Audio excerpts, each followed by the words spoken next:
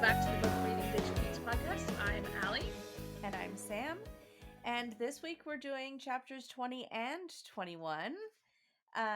We didn't really think that it made sense to end with our very first little tiny introduction of Rhys. Then wait a week? We don't have that kind of patience. So, chapter 20, we have the beginnings of Calanmai. Feyre sees Tamlin leave. Tamlin tells her to stay put. She does not and heads out and runs into some lesser fae, and we get a kind of glimpse of what she's seeing with Calanmai and trying to kind of decipher what's happening. And of course, then we get our little Rhys poo moment. And then into chapter 21, we get the first conversation with Rhys. And she walks around. She finds Lucien. Lucien gives her far too much information about Tamlin's sex life. And then we finally get the closing interaction between her and Tamlin after the rite is finished, and the sort of infamous bite. So that's what we got. Yeah, there's it feels like there's not that much and also so much. Yes, this was my first time rereading this. Really? Okay. Yes, and so trying to keep in mind what I know, rereading this was kind of a struggle for me because I was like in it again and was like, oh, this is so good. And then I was like, wait, hold up. He's reading her mind. He knows what she's thinking. Like, and then like really trying to pick it apart like we do. Yeah, I almost went and pulled for chapter 54 to just compare because I had some thoughts and I was like, and I mean we'll get to it. I have a thought. But Yeah. but I don't think that he says that. I think, doesn't he say in chapter 54 that like he saw her on Calanmai, he had a conversation with her, and then he saw her in Tamlin's manor, like, and then poof, you just were there, and I was like, what the fuck? I think no, he says I think he says that he went to Calanmai because he was hoping he like knew that she Yeah, would be because there. he saw her have visions of it. I know that. Okay. But then when he talks about when he was in the kitchen or in the banquet room with them, and he was like, and there you were, like, what the fuck were you doing in Tamlin's dinner table? But I have theories. I have a Okay. theory that he wasn't as taken aback by what are you doing eating with Tamlin. But anyways, that's just okay. There we are. Yeah. What are your overall thoughts, or where do you want to start? Yeah, I mean, the overall thoughts, I just we're really looking for how Rhys was pulling her and then thinking a lot about what was real and what was not. Also, some thoughts about the glamour that we'll get to eventually, because that was interesting that I'd forgotten about. But yeah, and also, I'm always thinking about what are the things that are there because we, as the first time reader, need to be falling in love with Tamlin and like feel the tension, and what are there as like plants. So, but like one of those first things, actually, like in the first thing I have here on 182, they're like the first sentence. This is right after the Attor thing, Mm-hmm. right? So I lit all the candles in my room to chase away the shadows, which to me, I'm like, Rhys is the shadows, and like Mm-hmm.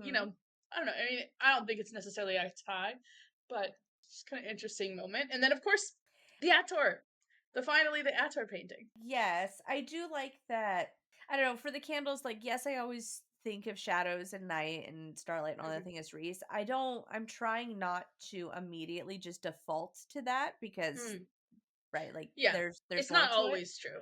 Yeah. Um, and this reminded me, or like made me feel a little bit of like the naivete or the innocence or the vulnerability that she still has, and like reminding us that she's still a 19-year-old girl, Yeah. woman, fine, but like, and so like lighting all of the, like, she doesn't want to sleep with the lights off, right? Like she's Yeah, so it's a scared that nightlight. she's like, I'm gonna keep the TV on tonight because this is like, just like when you're kind of spooked or whatever. So I Yeah. thought it was kind of a cute way to like imbue some of that like simple innocence into her still, even through this like having to grow up too soon and having to take care of her family. I thought it was kind of cute. Yeah. I think so. Yeah. And I mean, and now this is one of those things we were most excited about, but I think we've already talked about the fact that when we were talking about glamours initially, we talked about how she can draw the Attor. Yeah. I think it's almost like she knows. No, later she mentions the Attor, but she's just afraid of seeing it. But I do think it's interesting because we have seen that she can kind of see with her peripherals, Mm-hmm. that she can see through glamours, but like in that scene that we read last week, she does not like say like, oh, on the edge of my vision I saw, like she's didn't, Yeah. unless it's not written there, which It's I a don't know, it wouldn't be. disembodied voice the entire Yeah, time. because she truly didn't even see it in her peripherals. Yeah, and a disembodied voice that also like houses thousands of maidens being sacrificed on an altar. Yeah, that was a creepy description. Yeah, But I think that like ancient some sort of connection this thing she's tapping into, I think that that's like we're supposed to I mean, I don't know. I think that it makes more of a case for that she is connected to Prithian in some way, and totally. that she, it's more than just like, oh, well, maybe she could see through the glamour. I think it really does, like, between the two things. And then, of course, like, her being able to feel its essence, I guess, or hear Hmm. its essence, and then be Yes. able to paint it without the image, I think is meaningful. Yeah. No, and I don't mean that she literally could see through it. I mean, like, I think when she's seeing through I kind of think that currently when she sees through glamours, that's because she's got like a magic as well within her that normal people shouldn't be able to see through the glamours at all. And that's the same with Nesta. Yeah. But then also, yeah, her instincts like conjure this image that she shouldn't have. Because if you think about it, like, this is a talking voice, right? And you know maybe that there are lesser fae, but I don't think if I hear a disembodied voice and someone said draw that, not that she was necessarily trying to, but Hmm. whatever, I would probably draw a person, Yeah.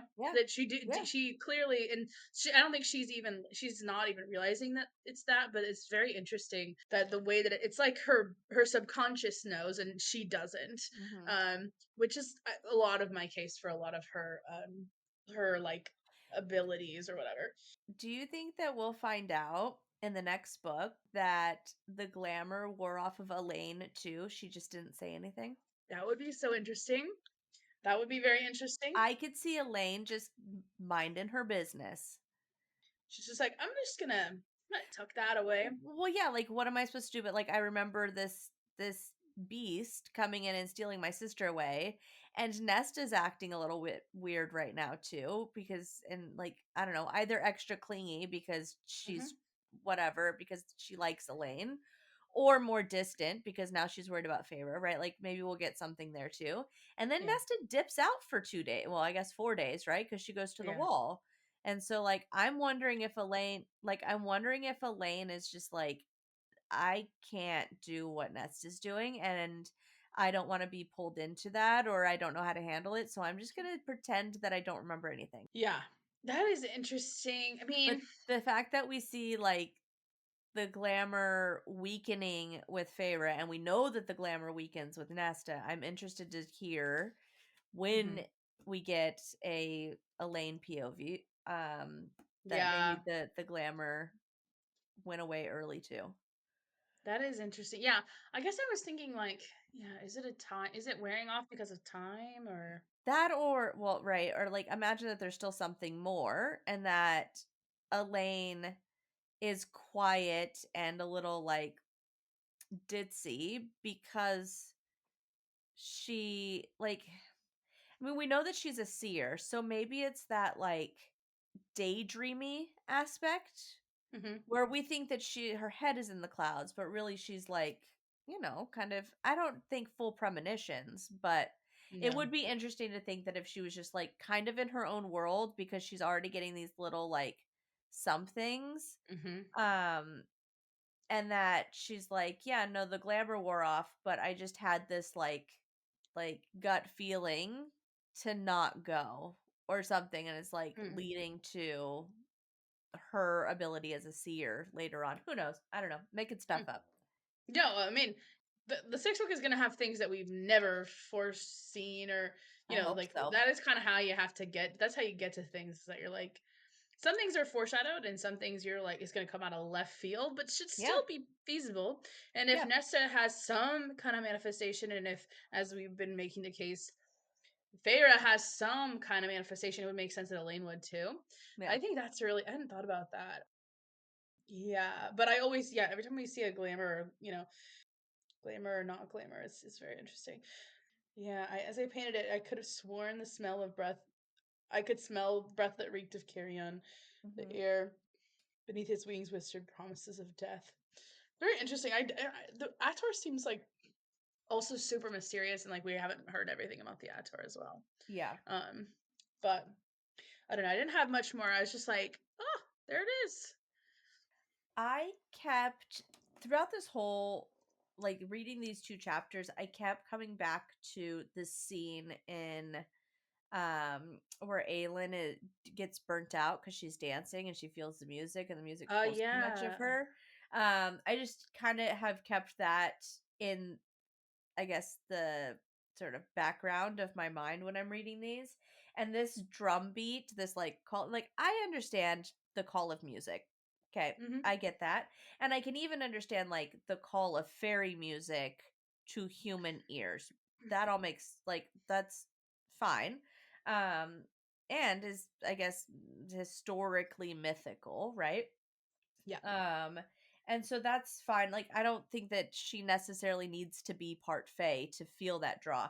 But I'm wondering if that's also kind of a hint to this, right? That this pull that she has, this drumming that is constant, like if is it pulling at a kernel of something that's Mm-hmm. there, and in ways that we've seen, right? Because she sees the same sort of like drumming sort of beat beneath Lucius's skin, right? Later on in the chapters. And so I'm just wondering if this is like the magic in general, or if this is kind of an indicator of this kernel of something that she has. Yeah. I know. It'd be curious what other humans Yeah. feel. Wait, what did she say about Lucien? We'll get there, but when he's like scolding her, she says that like she can kind of like see the like energy, I guess, of the drums beating beneath him. It's on Oh, page 192. I could almost see the drum beats pulsing against his skin, beckoning him to rejoin the crowd. that is Hmm. interesting. Okay. So yeah, I mean, I'm sure it's probably a mix Yeah. of both. Like I yeah, we'll get there. But yeah, the drum for my question when I was hearing the drums was like how much is like actually she's hearing it out loud, how much is it like Rhys pulling her, Yeah. but I think she is Yeah. hearing it Hmm. literally That was because my other yeah. question. It's like, how much of this is this like magic pull of fairy music, and just Mhm. like the magic that's there, versus like Reese being like, I know you're fucking here. I just gotta find you. Mhm. And that connection, either conscious, or I guess it would be unconscious, right? This like beckoning that he's doing, Mhm. that he's not aware that he's like pulling at her Yeah. specifically. Well, I think he is. I feel like he knows. Maybe he doesn't. He only knows after this, but I feel like he instinctively knows how to pull her through the Hmm. bond. But maybe that's because he's like a Daemati and he is like more Yeah. adept at these things, or maybe he like you know. But I don't know that he knows that there's a bond yet. I think that because doesn't the bond snap more? Well, he does say, "I guessed at what you were when something like that," but yeah, no, I don't think if anything, even if he does think that there's a possibility that his mate, that could be his mate, he's like kind of, I feel like he's Oh, in for denial a sure. little bit. Like, let's just see what Hmm. this is. This is crazy. But like on middle of 183, it says, "My long shadow seemed to pulse with the beat of the drums," and there I'm like, Hmm. shadow. But then also, so I think that's like probably just regular magic. Also, actually, right before it, actually, though I'd grown accustomed to this, the drums turned faster, louder. Though I'd grown accustomed to the smell of magic, my nose pricked with the rising tang of metal stronger than I'd yet Yeah, I sensed it. highlighted the same thing. So it's interesting that the drums are directly associated Yeah. with magic. And actually, when I read that, I was like, oh, is this Rhys pulling her through the drum beats? Or is it just it's probably just like the Calanmai Yeah. magic, maybe. Did you have Well, thoughts about it, or were you just like, well, what the and fuck? then I for me, it wasn't quite Reese yet. I think it was still reminiscent of like that power of music that Aelin gets when Mm-hmm. she's basically at Calanmai, right? Because I it's a forgot about bonfire that. scene, right? And like Yeah. And it's yeah, like and a it's a holiday or holiday, something. and so like, they're not doing the right, but like I would love to compare that experience to what's going on in Mm-hmm. Calanmai. Because there's lots of overlaps. Yeah. But yeah, so that's kind of what I thought. I was like, oh, this is like the magic of fairy music, the magic of like that they're sort of imbuing, right? Like they're all kind of like, I don't know, just magic is wafting off all of these beings, right? It's like Halloween, right? Like the veil is thinner and so like the magic is heightened, and I get that it's spring, but whatever. Mm-hmm. Um Spring yeah, Halloween. Yep. that would be Purim, but that's a Jewish thing, which is in Oh, fact spring nice. Halloween. But yeah, so I didn't think that it was so much Rhys until we get to page 184. Then I was like, oh, that's Oh no, there is a Rhys yeah. mention for sure here on 183. Really? I would say so because it in the next. So I was gonna read this before, and then I realized I forgot my little magic the line that Hmm. I just looked at. But yeah, even the garden, usually buzzing with its orchestra of its denizens, had quieted to hear the drums. There was a string tied to my gut that pulled me toward those hills, commanding me to go to hear the fairy drums. Yeah. That he's always Yeah. the string. Yeah. So I was like, that's the Yeah. clear evidence. Um, and that's definitely like, I mean, it's the mating bond, but just before it Hmm. snapped, so it's Yeah. like, but still very strong. That to me, that's definitely I Rhys. think Reese is also at the bottom of page 184 when she says like the wicked voice that whispers into her ear. Like Yes. and that could be the case to be made, right? Like that first there's the string that gets pulled, right? So he's found her, right? He's like searching and he's like, Yep. gotcha, bitch. Like, what's Gotcha, this? bitch, right? Because he's like, I can pull on this bond first. And maybe that's why he like suspects that she's his mate, right? Because he's like, oh, it's this bond Yeah. that I feel first. So he like pulls on the bond, and then he's like, cool, now I can pulse my way down the bond and and And talk to talk you to and be her. like, come on, Yeah. come out to play. Let's do this. Yeah. Because I don't know how like Damani stuff work. I think it has to be closer, but I think he's not talking through those powers. I Yeah. think he's talking Yeah. through the mating bond. So, but he had to like, I love that we completely skipped over all of the Tamlin stuff because I don't care, but no, I'm just kidding. I didn't highlight a whole lot um, of anything, just that he, jumped off the stairs like a stag because anytime that oh, wait. no, Sorry. Go ahead. I would say anytime that he's compared to right a deer or Oh, stag yes. and he's green and green eyes and blonde hair and all the things. Although Lucien is also looking like a possible option for some Aelin.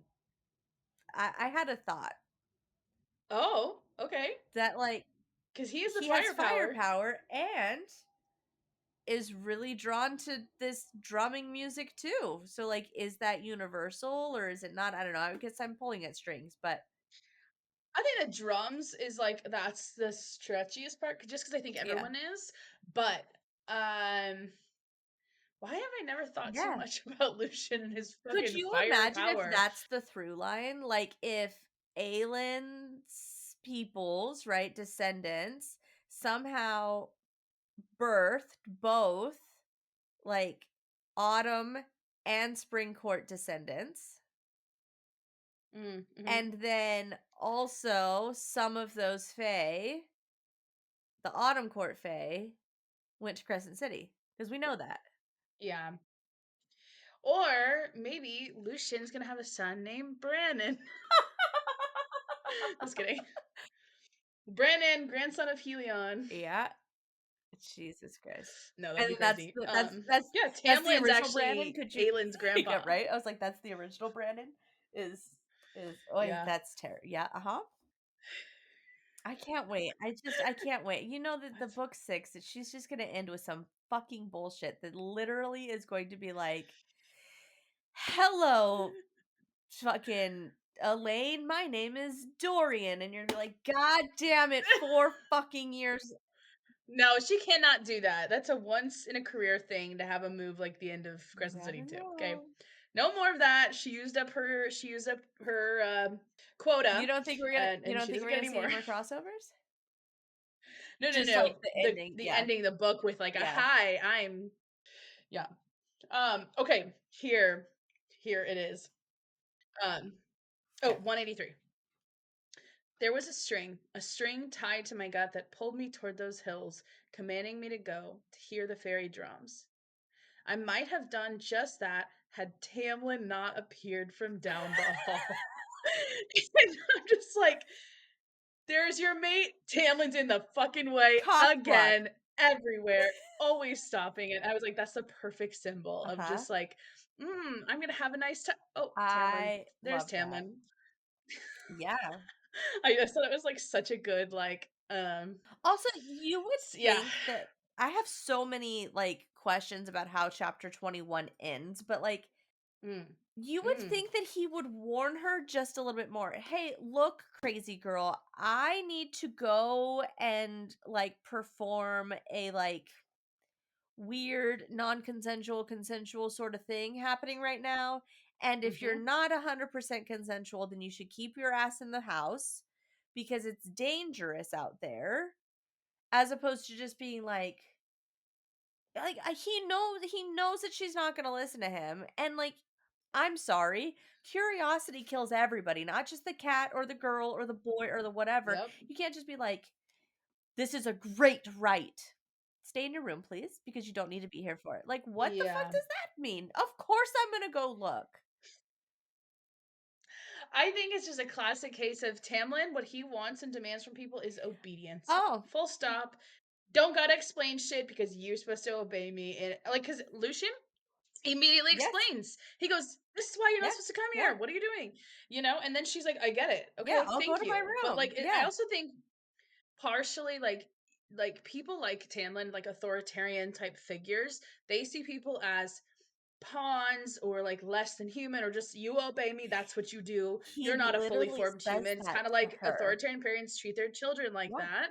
And Lucian immediately has always sees her Mhm. as a person and treats her like, when he treats her like an equal, he treats her like she deserves so to me, I think it's like a misogyny, like objectifying her, Yeah. treating her like just this thing for him. And so that's like, yeah, so I think it's like he doesn't see her almost even as like a full person who Yeah. needs Yeah. an answer.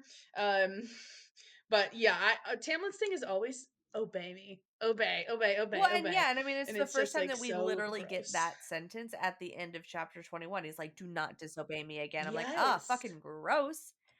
that was so gross. And I thought it was gonna read as like kind of sexual, like fun, like don't disobey Yeah. me. So Like no, it doesn't read like that at all.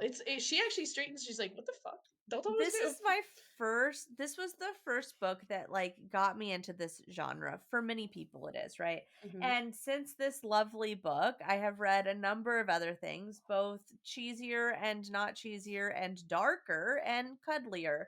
And I have read Hmm. things where like the main like male character has that dark broody sort of like, you know, Hmm. sit down and take it kind of energy, and it's Hmm. hot. It is not hot when Tamlin says don't disobey me again. It's just not, which Yeah. is so crazy because I'm like, oh yeah, no. Whereas like other books I've read where I'm like, Yeah. okay daddy, whatever you say. Yeah. I know it always seems so obvious in hindsight. You're like, yeah, that was gross. Why did we think that was Yeah. cool? It's kind of alarming, like how many women probably read this book and was like, Tamlin's so Yeah. sexy. And it's like, that's what we're being like, we just excuse someone saying, don't disobey me Yeah. seriously. Because I Um, think it's supposed to be, we're supposed to think it's kind of written off as a joke because she like slaps him or pushes him. We're not even there. Well, and maybe it's a testament to like we expect that someone wouldn't say that to us seriously. So it's only when you read it the second time, like the first time you go, "Oh, that's a joke. It's Yeah. a cute little. They're being cute," because you're just reading. You're like Yeah. sensing the tension, and so you only notice that it's actually serious on the second read through, when you're more suspicious. And I think this is also how we've talked about this over and over again, but like how this is the reality of how people end up in relationships like this. that she writes this Mm-hmm. so well in the sense of like clearly there's problematic things with writing, fine. But like she writes it in Mm-hmm. a way where we don't see all of the red flags until we're book 3? I mean book 2, right? But like Yeah. even still, like coming back to this, we're kind of our eyes are opening and we're like, oh, he really fucking said that. Like, He and really it's like went there. how like us as the reader, because whether or not it's because we're in Feyre's POV, but like us as a Mm-hmm. reader, we dismissed the behavior, right? We Yeah. dismissed it as like she needs safety. She needs this. This is he's beautiful, blah blah blah, all the things. He's giving her these he has kindness. Mm-hmm. But he love bombs us. She love bombs us as the reader and then sneaks in Mm-hmm. little things like don't ever disobey me. And it's just I thought it's really good writing in Yeah. that we fall for it too. Yes. Yeah. And that's yeah. There's certain I always have little qualms, but there are certain things that she is really well done. 185, we have that glamour moment. Oh yeah. In the Tamlin scene, I just think it's interesting. I think we're definitely this is where we're getting some of that build up for like she thinks Mhm. he's sexy, um, and the obey thing, and then yeah, oh yeah, middle. We already talked about the described as spry and swift as a Yeah. stag. I have one thing before the part you're Mhm. talking about. It's some of my prison imagery part, bottom third of 184. Okay. He says, yeah, every time he shuts her down, she's like, "Are you going to battle?" And he just says, "Stay in your Uh-huh. chamber." Just answer what it makes me like mad the way I used to get mad at like my dad, who is kind of authoritarian like this as well. Like he just wants me to obey him because he's the authority figure, and that's simply the only reason. And reading this Tamlin scene pissed me the fuck. Yes. But because he doesn't answer a single one of No. her questions, he could have just been like, "It's not battle." I guess she gets that impression anyway, but I just like it was Even if crazy. he had said something like, "This is a dangerous night." Well, no shit. Like, we know this. But he Yeah. could have tried to even say the most obvious of things. Feyre, tonight is not for you. This is a dangerous night. There's fays from all different places. Yeah. And They're gonna eat you or whatever they do to or just be humans. real with her. Hey, we're gonna go have a giant orgy. It's gonna be weird. Okay? And all of them are gonna think that by your presence you're consenting to all sexual acts.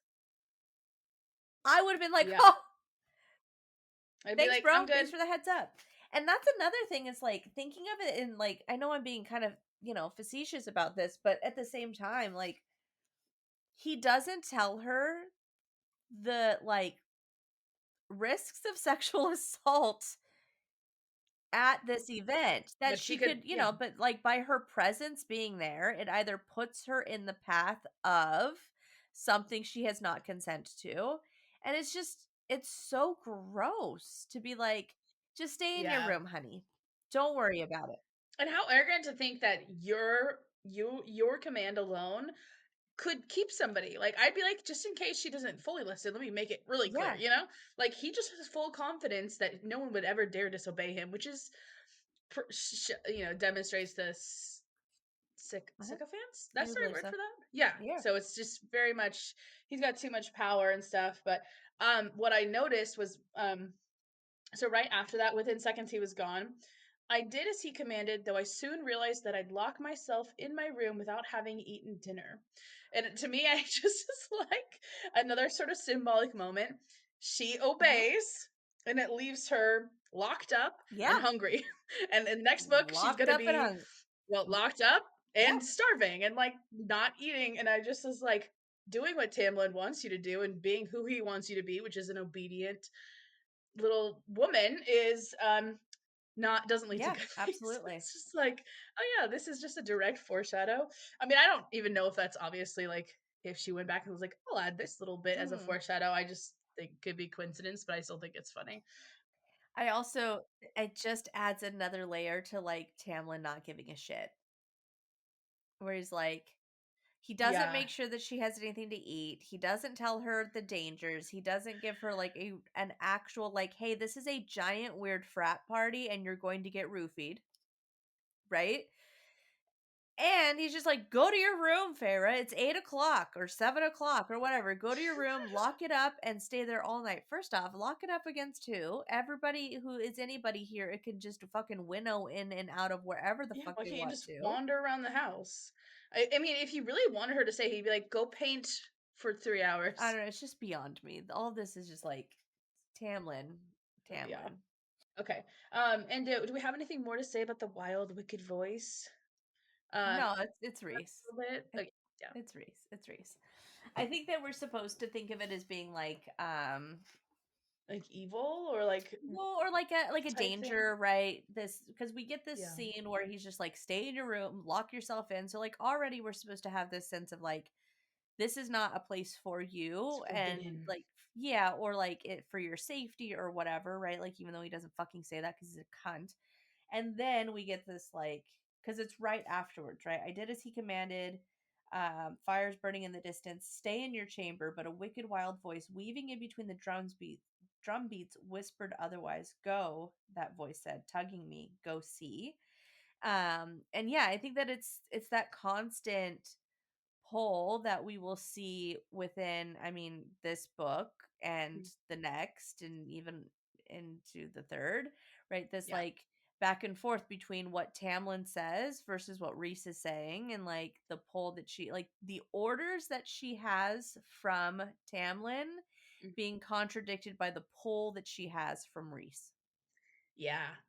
And Yeah. I would like that to sound like a positive, negative sort of thing, but it's whatever, right? But like she gets verbal commands from Tamlin, she gets orders, she gets things that she's told to do. And yes, Rhys to some extent at this is, tugging her and telling her to do something otherwise, but it's different than a command, right? It's like more of a like a beckoning.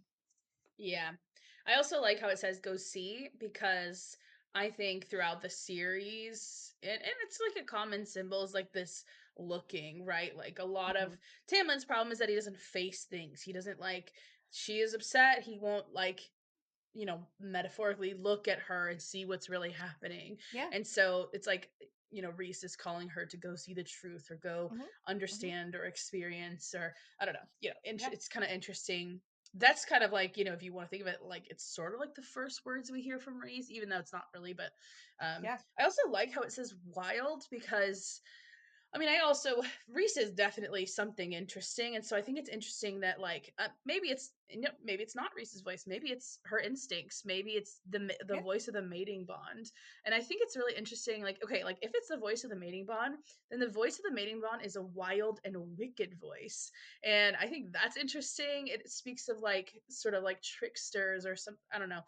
To me, the wild and wicked is so interesting. Or like something that's feral, right? Like something that can't Yeah. be tamed, right? Their mating Which would bond make sense can't for a be mating tamed. bond. Yeah. Yeah. And then I'm like, well, I It don't know could if just it's be the yeah. magic, right? That Yeah, there's this exactly.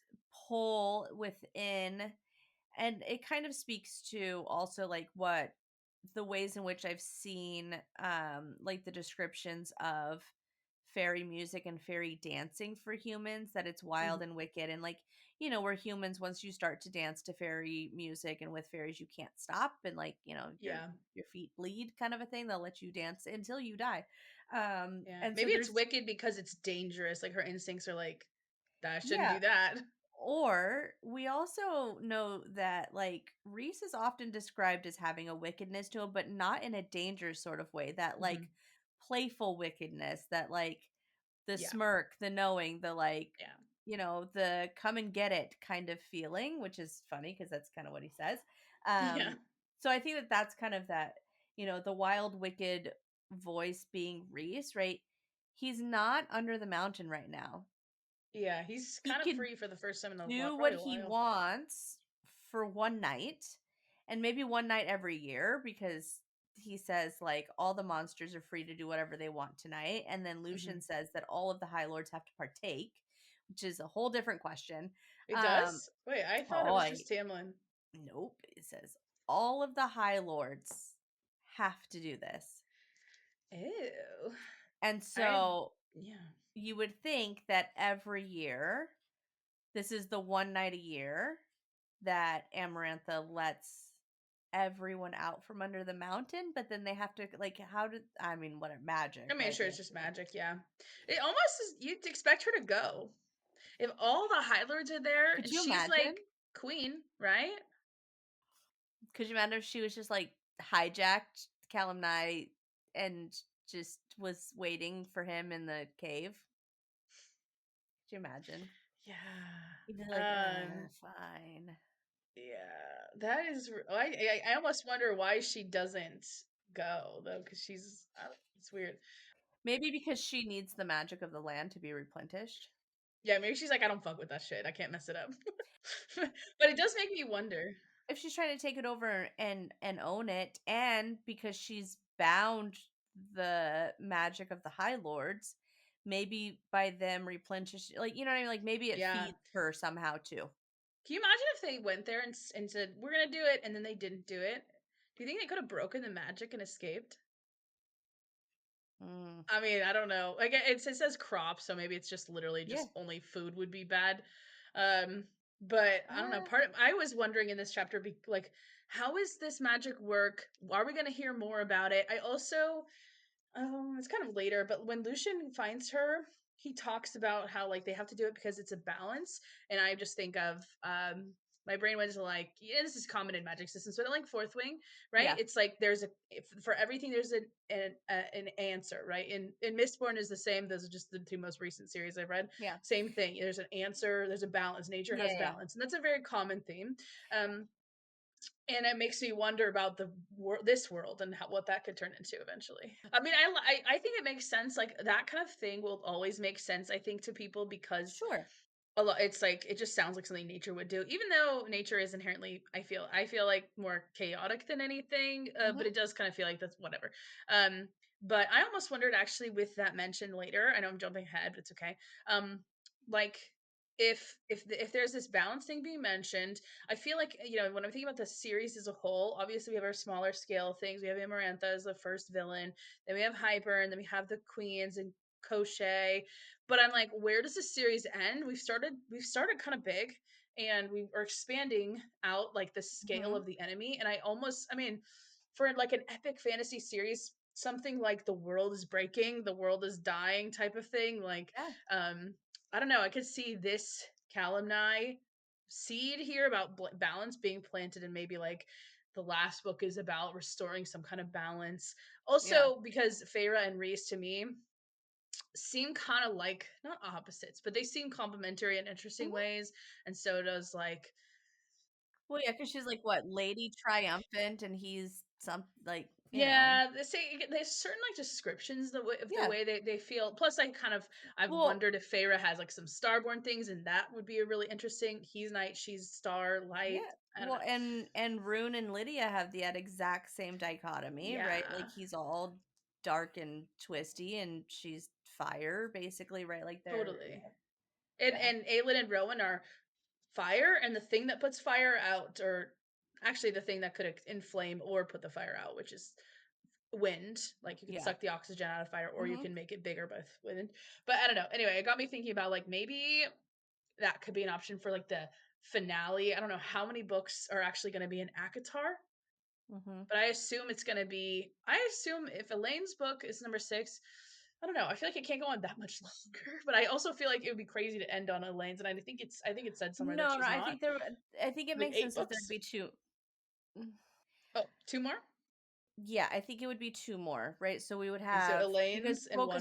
we have the Feyre trilogy, Yeah, and then we have our novella, Hallmark Christmas movie, special. right? Yeah. Our Hallmark movie. And then we would have another trilogy where it would be Nesta book, Elaine book, final something. Seems. And that's 7 Yeah. books, which is the same amount of books as Throne of Glass. No, I think Throne of Glass is 8. Okay. I can't think. Yeah. Screen of Midnight, Air of Fire, Queen of Shadows, Emperor's Storm, Tower of Dawn, Kingdom of Ash, 8. Yeah. With Assassin's Blade. And then she has a 7-book contract. So For if any series or with just with between the three of Blueberry, them? Okay. So three, she has to make 7 books there's 7 books. So if in there's general. two, so say that there's 2 more ACOTARs, Mhm. there's going to be, I would say, 3 of Crescent City at least, because we already have a Okay. trilogy. I feel like she works in threes. Yeah. And And then the I Throne of know, Glass spinoff. well, yeah, because she had said in an interview that the next book that she's writing is ACOTAR 6. And then Yeah. she goes, and then the book after that, I'm not going to tell you what world it's in, but know that I'm so excited to dive into these characters and it's going to be very emotional. And I think it's because we're going to get a Throne of Glass something. I think We're going so to get, too. we're definitely going to get characters from, The door is open for Dorian and Manon, and honestly, like, honestly, maybe even Allied. Like, there's a lot of doors that you yeah, can open. I kind of don't want her to touch it, but as long as she can have her shit together, which take your time, girl, if that's gotta happen. because it's beautiful and it's lovely. And if you Yeah. Crescent City, If you Crescent City Dorian. my Throne of Glass, I'll fuck you up. Yeah. Oh, that's funny. That's gonna be Yeah. like the don't Crescent City my Throne of Glass. Yeah. That's like don't yuck my yum. Oh, it's funny. Yeah, but anyway, sorry, my mind just like kind of was going in like large scale things because Yeah. Calanmai, it's like the first like ritual we see, and Mhm. that like there's a whole system of holidays and stuff that maybe it's just texture, maybe it's just part of the world, and but they kind of feel like really important and integral, like they might come. Plus, there seems to be like other gods and things at play, and I just had Well, so many and we questions, see but other characters who are conceived at events like this. Right? Gwen right. and her twin That's for are sure conceded Calanmai? I'm I don't it's not for sure. I don't Oh, believe, it's a but like, theory though. well, I do believe because she says, like, my mom went to this thing and it was part of a ritual, and that's how we were born. And then you also have Lydia's sons, also twins, by the way. Yeah. I do, That is yes, interesting. who are born out of this weird ceremonial coupling of sorts. Yeah. Yeah. It just feels Mhm. like important. Plus Starfall really feels like Also, is Lydia not also a witch? hmm. Hmm. Her So what does sister that was mean? a witch. Yeah. She's Queen of the Witches and Please their tell me mom you know is what like the reference wit I'm yeah. making. Yeah. Yeah, Hypatia? Hypaxia? Well, yes, no, but there's like a famous TikTok where he's just like, her sister Oh, was a witch. yes. I do know that sound bite. But I was also just being like, I was thinking, I suddenly went into all the implications of like, because in Throne of Glass, witches and Fae are separate, right? And Nesta might be a witch, but she's clearly also high Fae. So, but then I was like, thinking about witches being also high fae and like the descendants of Brannon becoming witches or being witches themselves because Aelin, those are obviously Mm-mm, separate. mm-mm, I mm-mm. don't know. Yeah, Because that was what my because mind was the doing. descendants of Brannon are also Dorian, and Oh Dorian has children yeah. with Manon. So Lydia is Manon's granddaughter. Uh-huh. Honestly, Yeah. I forget that Dorian is also a descendant. So Yeah. yeah. Anyway, that was what my mind was doing. Because Aelin's power is also Brannon's power, right? Like he has firepower like that, or was it Yeah. the No, he does, but some of her, I think the strength of her power was given to her by Mala. And then I'm like back to my shit, like, here we are where are talking the about Throne of Glass. gods? It's the most Yeah. exciting chapters in ACOTAR, and we have side quested so fucking hard into a completely different book series. We're like, finally, we're at Calamni, and we're like, so, but like, what about Dorian? Well, but Calanmai itself does have implications for it. Yes, it does. Yes, it Um, does. I know. It is, yeah. Okay, so we talked about the wild, wicked voice. Oh, the next thing I see is that just another classic image. Feyre on her own damn white horse. She don't need no man to come get her. She's gonna go to Mm-hmm. her man on her own white horse. It's a very nice symbol. Mm-hmm. Yeah, I just noted it down. Um, okay. Right. 20 minutes ago, you were like, what about these glamours she's seeing past? Yeah, I thought it was interesting is that let me just read the part. There were hundreds of high fae milling about, but I couldn't discern any of their features beyond the various masks they wore. Where they had come from, where did they live, where if they belonged to the spring court, did they but did not dwell in the manor. When I tried to focus on a specific feature of their faces, it became a blur of color. They were more solid when I viewed them from the side of my vision, but if I turned to face them, I was met with shadows and swirling colors.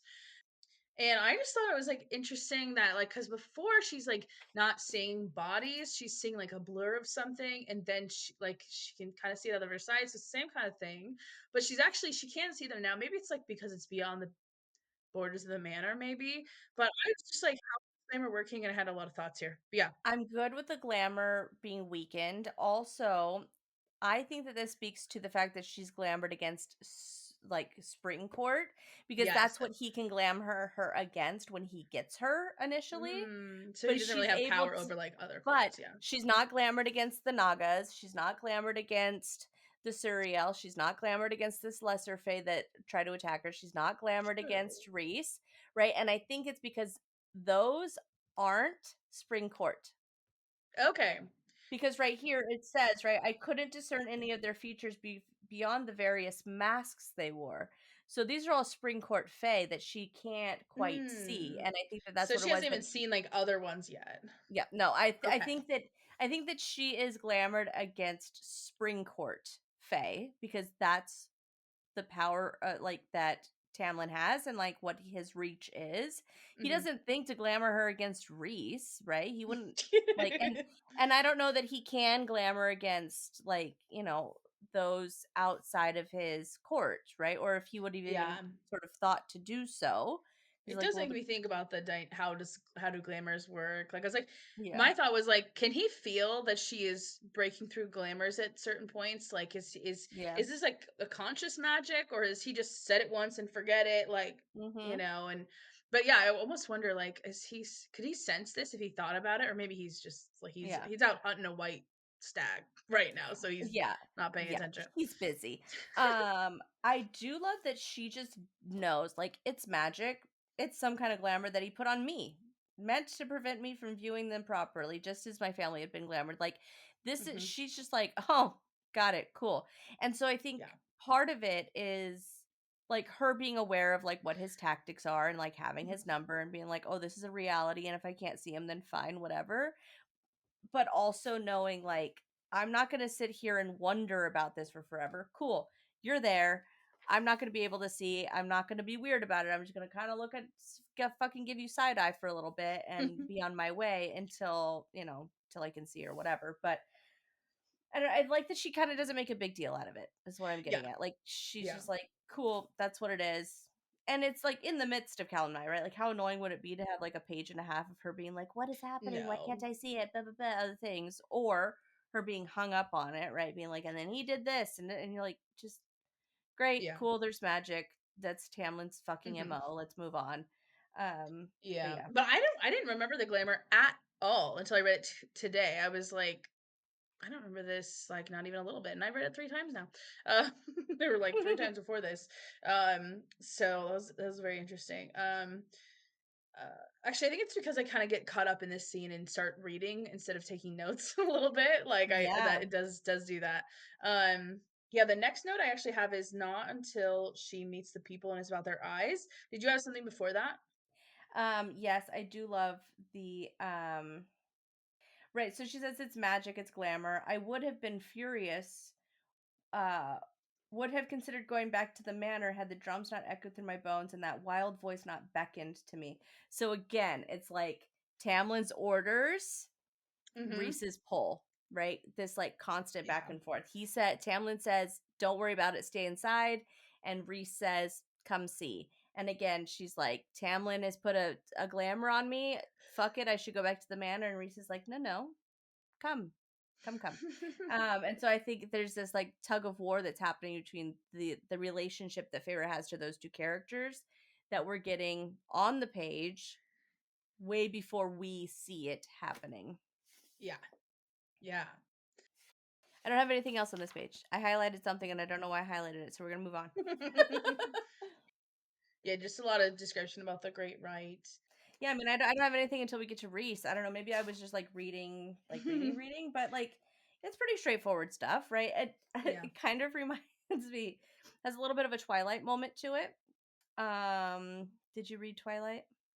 Yes, but only once in like 20 years ago? Yeah. 15, 18 Um, years ago? yeah. So the scene where they're in, I believe it's Port Angeles. Don't ask me why I still know these things. I believe they're in Port Angeles.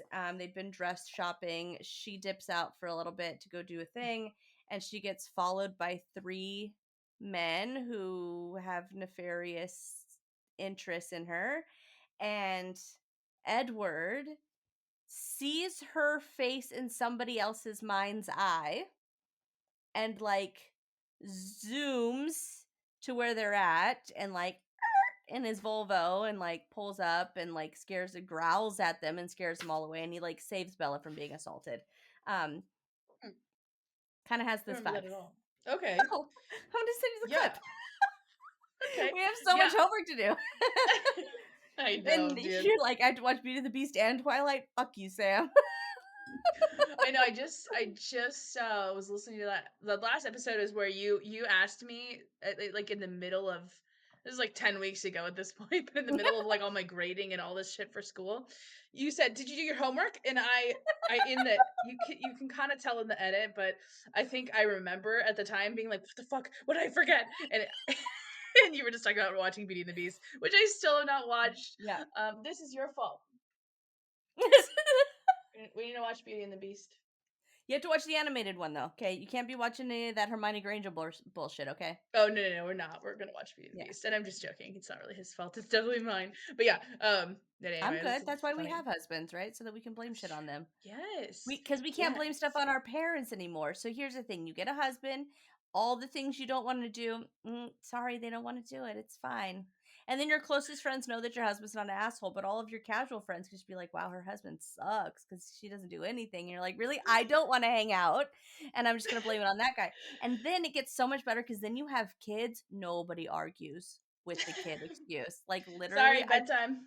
I've told I like already, I was like, just so you know that like no matter what you do in life, you can always blame me with your friends, with a Hmm. boyfriend, with a girlfriend, whomever. You don't want to do something, you want to do like sorry, mom says I can't do it. You don't have to ask me. You don't have to ask me if you cannot do something.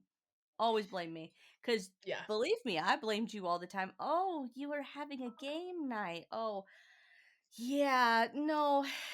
No, kids are sick, kids are fine. Or you're like, yeah, no, that's sorry, that's after bedtime. We can't stay out late. Nope, it's sorry. funny. You're like, I really? was, Bedtime's 4 o'clock? Yep, that's when it starts. yeah, yeah. Gotta get in the routine. Yeah, yeah.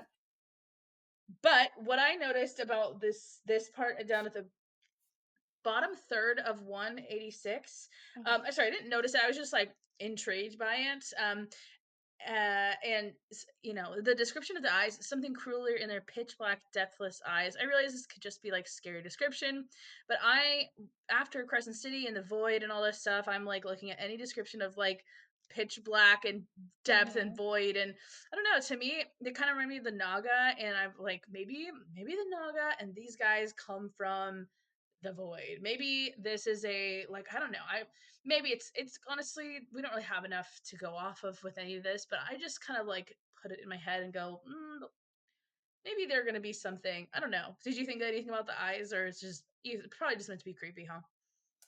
I mean, I think it's supposed to speak to their intentions and Definitely. like their it's not just, you know, it's not a type of intention of or cruelty that we've seen yet.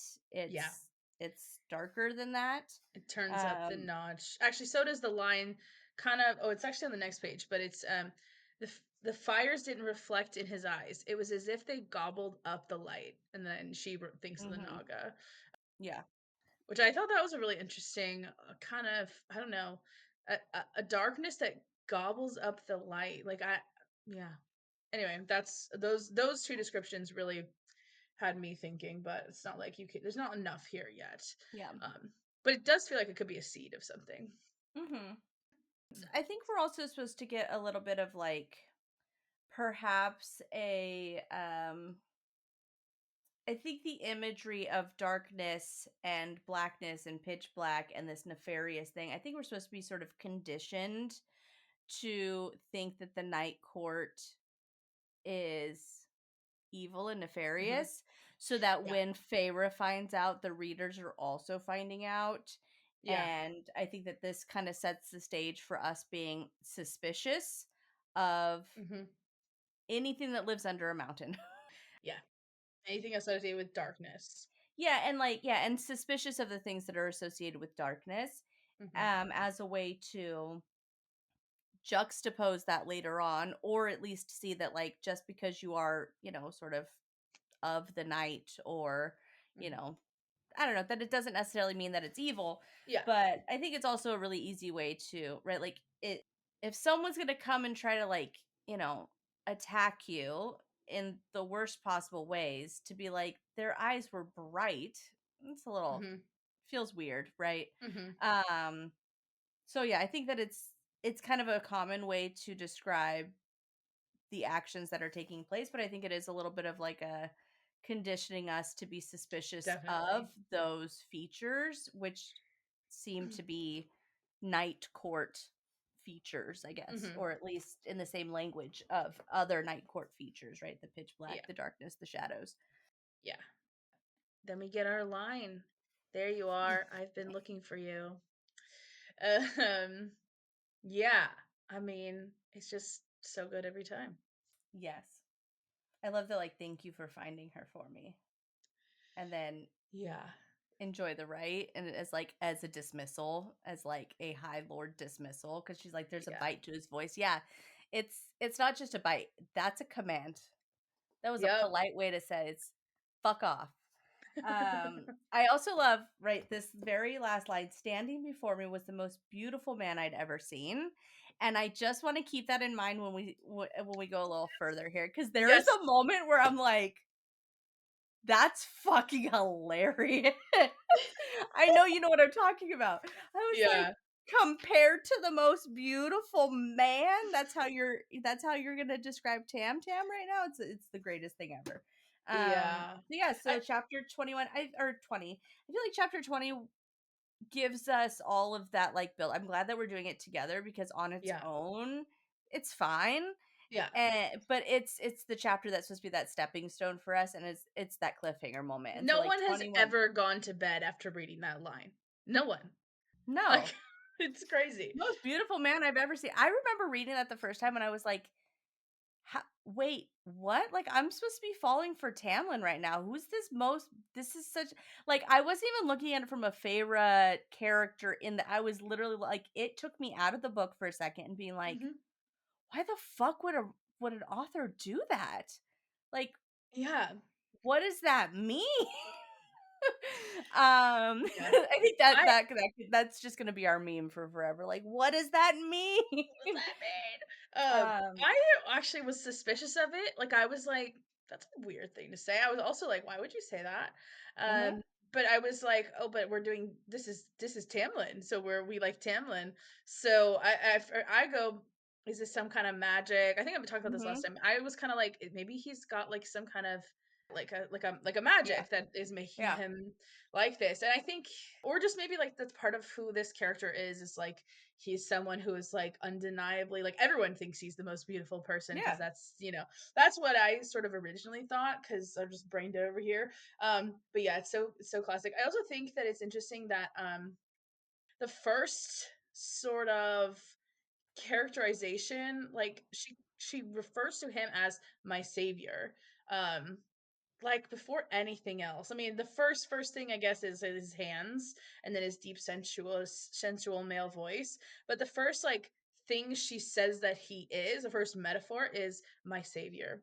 Um, which I think is a nice little, right, but also kind of interesting.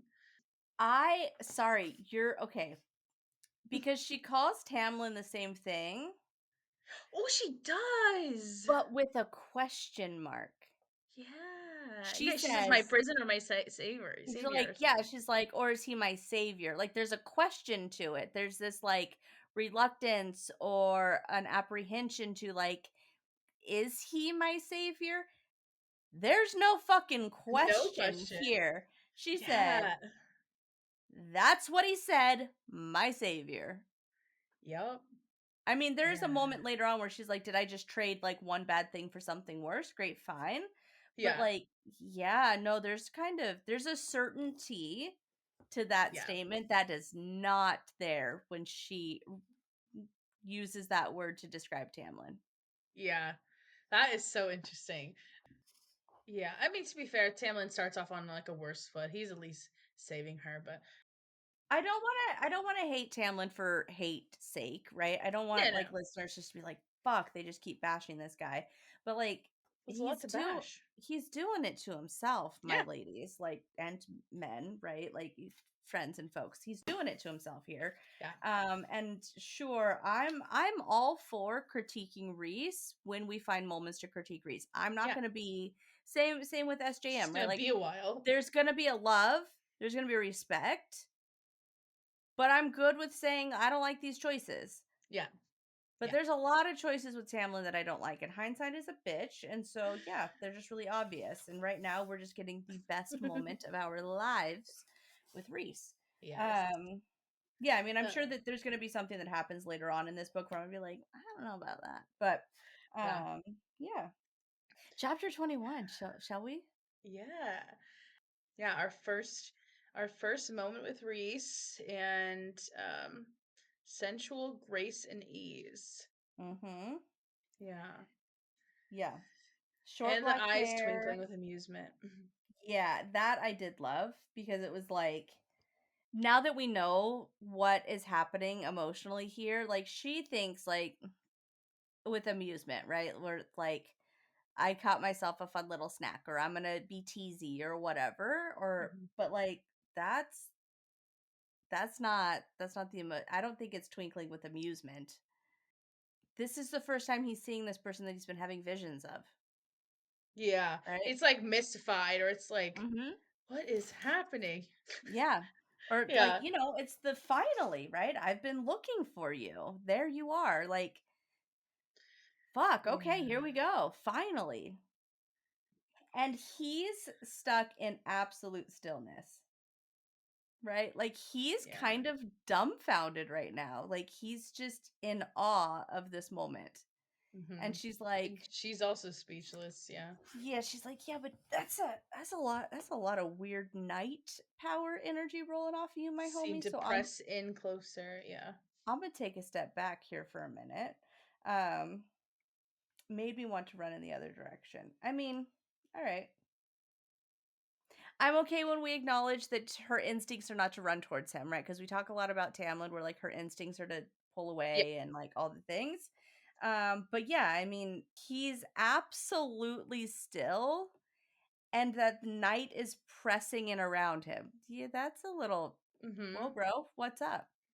Yeah, Yeah. and I do like how we will transition to like um yeah, like night being like a comforting thing for Yeah. her. And Yeah. it is already she painted her drawers like that and she's Mm-hmm. had other moments where she's sort of enjoying the night, or even feels comforted by it, you could argue. Mm-hmm. And so but yeah, it totally makes sense that she's like, and also oftentimes when she talks about like even Tamlin actually, she often talks about how they scare her at first or the predatory gaze, and it's like not a good thing, but it is like a very common thing with the high Yeah. phase that they look at you with like Yeah. and they almost scare you. I mean, yeah, I think that that's also kind of in this genre in general Yeah. that like predatory gate that like lustful I like if you just tell me to do it I will jump on you and do all the things. I think that that's kind of just in the vein of this writing and I think it's Mhm. what's supposed to be hot.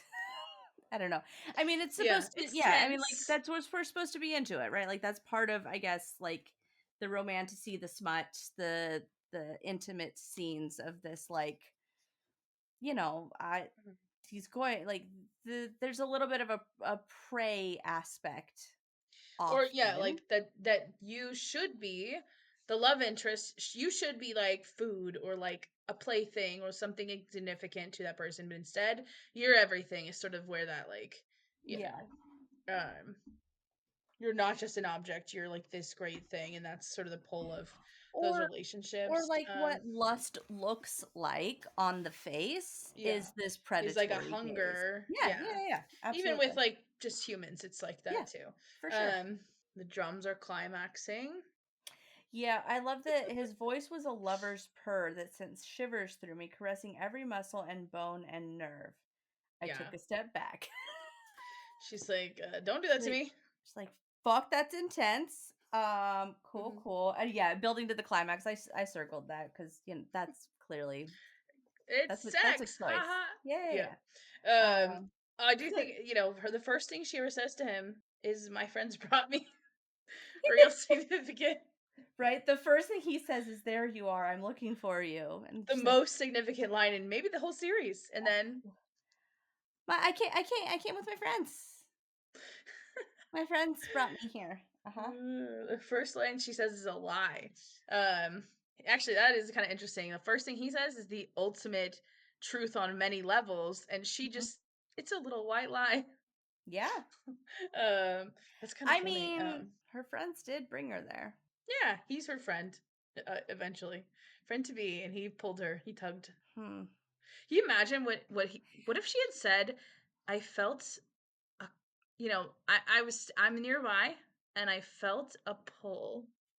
Can you imagine what would have happened if she way said some too shit like honest. That's way too honest. That would be so weird. Could you imagine though if like you weren't that person to pull on you and like some granted even fairy or not, some human girl being like, so wacko. I just right. Well, I was gonna stay in my room, dear sexy stranger, but I was just beckoned here. And he'd be like, whoa, weird. Stop sending me visions, creepy girl. I'm gonna go back to the crazy bitch. Yeah. Yeah. Do you think there's anything to as if he'd been molded from the night itself? Is that just night court shit? Yeah, I think it's night court shit. I think it's giving us a foreshadowing of who he is. Yeah. My brain went into all, like, when we say that people are not born but created or molded or any of that stuff, I start to think, yeah, who did design Rhys in a lab to come as the night court heir and to fuck some shit up? And like, because I really think Rhys has a much larger destiny that we're gonna see in a way that, like, actually I think a lot of the male main characters, maybe, I don't know, like a lot of them are tend to be like side, as they should be, just tend to be like secondary, and like their destiny is to help the female main character, but like he really feels like he is gonna have his own thing too, like just like it's Feyre and him together are a thing that does something. So anyway, I just was like, I wrote in my margins, void question mark. And I it's because it molded is a word that implies someone, I don't know the grammar, whatever, it's someone did the action of molding, not born from night itself, but molded from night itself. There's an intention there, which is probably just a fucking, it's active, it's not passive, it's an active verb. But yeah, and then well, hold on, I was looking too far into it, but I mean, so it says his clothes all black, finely made. Right, were cut close enough to his body that I could see how magnificent he was, as if he'd been molded from night itself. So like we have molded and made, kind of, I get, but like, yeah, okay, all right, yeah, who knows, it's probably nothing, but it is fun to think about. So I read this and then had to stop myself and go back and be like, read this as if Rhys is hearing all of this too, and then reread his dialogue. Does that make sense? Yeah, like you're looking at like what the conversation is. Well, yeah, and so like looking at the conversation specifically, right? It's just like in general, like the talking between two people, but now look at it knowing that all of this internal dialogue that we're getting on the page, Rhys is also privy to. So like, right. Well, but is he in her mind? Like, I mean, I guess we would never know. he says, right, when she was like, oh, when I first met you, I was terrified. He goes, when you first met me, you thought I was the most beautiful person you'd ever seen. Oh, yeah, he is listening. He's listening, whether he wants to, and every time, right, he's like, I can't control what you fucking shout down the bond. Like, True. she's loud as shit in his head, and even if he's not trying to, right, because, like, every time we see Feyre listen, right, she has to, like, kind of push herself into right, it's Lucien, right, that happens a couple times. I don't think he has to push, right? Like, he's the most powerful fucking High Lord. He's just hearing shit. Well, yeah, and then, she doesn't know the mating And bond's there, so she's not accessing it you the same know way. for Yeah. damn sure that if I am trapped under a mountain for 49 years being whatevered, and I'm getting visions of this person for weeks, months on end, Yeah. and I finally meet this person, you know damn well I'm fucking scooting around to that noggin. It's true. Like, there's Yeah, no dude. way I'm keeping there's just no. You are a Mhm. human that I was having visions and a connection with before you even crossed the wall. Now And that now you're you're over in the over wall, the we're wall. sharing fucking dreams and shit together. I'm getting Yeah. constant fucking messages. You think I'm not gonna ruffle through those freaking brain folds? Come on. Yeah, which is also interesting because I do love that she never thinks the name Tamlin or Lucian. Not once. She thinks Lucian. Where? So No, when when they're she, still there? yes. Oh, So when it she says, does. yeah, when it says, who are your friends? Two ladies, their names. And then she doesn't say anything, and he, like, kind of, right, he doesn't, he realizes that she's not going to answer, and so he laughs, and he says, you're welcome for saving you, and then she's like, this fucking dick, basically is what she does. So now he already knows that she's like, this fucking arrogant piece of shit. So, like, now then it's like there's this, like, amusement, right? But then she thinks this. So I bristled at his arrogance, but retreated another step. I was close enough to the bonfire that the little hollow where the fairies were all gathered, I could make a sprint for it. Maybe they'd take pity, blah, blah. Maybe Lucian or Alice were there. And his next thing, it says, strange for a mortal to be friends with two fairies. So, like, yes, if we're looking at just the dialogue without the understanding that he could be in her brain, right? Who are your friends? Two ladies. What are their names? Strange for a mortal to be friends with two fairies. But she names two fairies. That's true. And so he's probably already like, Lucian, Lucian and Alice. It's really weird for you to be friends with two fairies. Like, I just feel like it's more informed than just the dialogue. Yeah, well, okay, but if he's hearing Lucian, would he not think Lucian Vansera? Or maybe he's not as familiar with Lucian, or maybe he just doesn't think of it. Is Lucian a Okay, common name? so this is my theories. Okay. Here's the beginning of this. We get Lucian's name. Okay. Yes.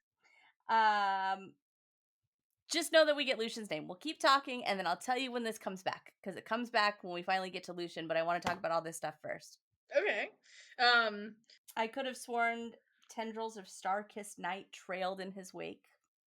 mhm. I mean, it's all just like we need to have.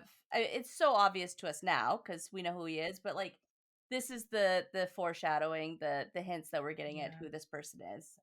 Well, and The it's very night like court. in this setting, it's very like world buildy, like, oh, people Yeah, can have the very elements like eking out of them, and yeah, like it feels very like a texture as well. Yeah, I think she's probably also maybe mistaking horniness for fear a little bit. And we already talked about like they're kind of yeah, interconnected, but yeah. it is funny. I love the, like, aren't humans usually terrified of us? Aren't you, for that matter, supposed to be keeping to your side of the wall? And then she's like, I was terrified of him, but I wasn't going to let him know that. And that's when I go, bitch, he knows. He knows. He He knows. can smell your fear And and then, then like, also see it in your brain. yeah. And I don't, yeah. I love it. She's like, I've known them my whole life. And he's like, yet they abandoned you on the right? Like, what is, I love that this probing, we first read it as this, like, kind of dangerous, like, who is this guy, whatever, like, it's this blip of a moment, and then now coming back to it, I feel like the probing is because he knows that she's important, Hmm. right? And he knows she's lying, Yes. and so they're like, I don't know, I feel like it's so it's telling in a way of like, I don't think he's trying to get information because he's I think it's because that's his mate, and he Yeah. has like, like it's but that's a completely different read from when you first read it and you don't know any of that and you're just like, this guy's got lots of questions. Like, what the fuck is up with this guy? And Yeah. like he's just kind of a dangerous fae, and like fairies have this whole thing and this world building and like this like, you know, the um like the liberties that fae take and the power and the like arrogance, and like I think we're supposed to be getting all of that, right? Like, oh, he's just Yeah, another high yeah. fae that's arrogant and all of that.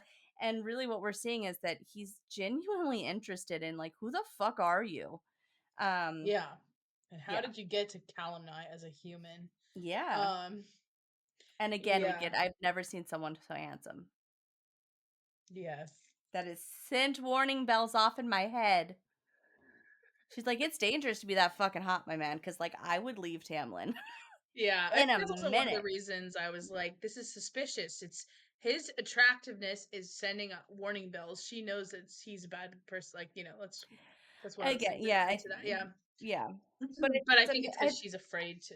I think it's a misdirect, right? That she Totally. is afraid of it because it's so compelling, Yes. because it Yeah. feels right. Yeah. And that's scary because you're like, who the fuck are you that you're making me feel like this? This is no, back up. Yeah. And it kind of makes sense though because she says that and then and then he tries to walk away and she just pulls him back. It's like Hmm. she just can't help herself. But actually right before then, I jumped a little bit ahead, but he says, enjoy the ride then, try to stay out of trouble. His eyes gleamed in a way that suggested staying out of trouble meant staying far, far away from him. Hmm. Um I don't know, to me that also reads as like he does like hate himself, and like this kind of seems like one of those moments that's like, yeah, like maybe he's like, that's my mate, and what is best for her is for her to get the fuck away from me. So I read this as like a much more true, like she saw right into his mind. um Maybe. like, Yeah. because it seemed like interestingly self-loathing for something that's like kind of benign, you know what I mean? Hmm. But it does its work in the first read through to be like, you know, Off I don't know. putting and Is it kind of a kindness for somebody to kind of almost warn you by being like, "You better get away from me"? Like, I don't know. It's I don't know. But yeah, but then she can't help but call him back, um, and ask him some questions, and he's like, being all. yeah, the stay far away from me thing is interesting. It does feel self-loathing. I Yeah. That's what I'm gonna sit with, and it'll be back next episode where I'm like, that's where I feel it. Yeah. Um, I mean, I he probably does feel like that. He probably is like, "Yeah, I'm a bad person." or that he goes back to Amarantha, right? Mm-hmm. And He doesn't that's want her anywhere near. nope. And so the like he has found this person who he's been thinking about and searching for, right? I've been looking for you. And has a suspicion of who this could be, right? Even if he's not really open to it.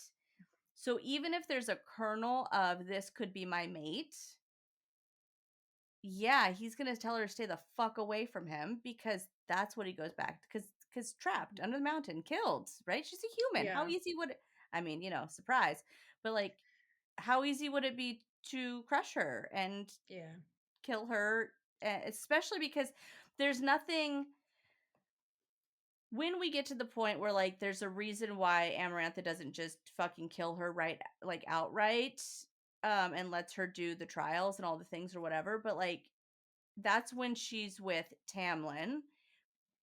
How would this play out differently if it was Rhys who was like, "Hey, funny story, found my mate." There's Amarantha has no like, you know what I mean? Like, Hmm. okay, cool. So I'll keep her locked up so that I can control you more. Or I'll just kill her. Just be done. Like, I feel Yeah. like there wouldn't be any space for any of the things that Feyre ends up being able to do and fight for because of her connection to Tamlin versus Rhys. Like, if Amarantha had realized that it was Rhys's mate, she'd be like, oh, this is stupid. I'm gonna waste my time with all this, just kill her. Probably would have tortured her and stuff, but yeah. I also wondered, like, what is it? What is the look that? How can maybe she is just here, like, kind of sensing in the mating bond? Because how can your eyes gleam in a way that suggests staying out of trouble? That means in a way that you're staying away from me. Like that, I was trying to picture that. Is that like a funny little smile? Like, I maybe she is just sensing that actually. Yeah.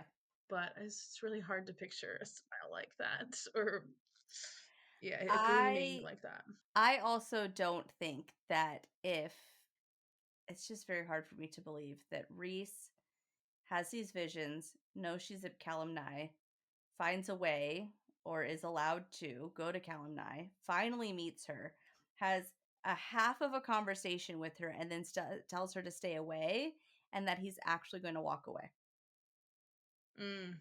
I don't believe that for a second. And then she pulls him back into the conversation, which like maybe is his, like, what he was just gonna be like, I just wanted to see her once just to know that it was real and she's a real person, and then I'm good and then I'm fine. Come on.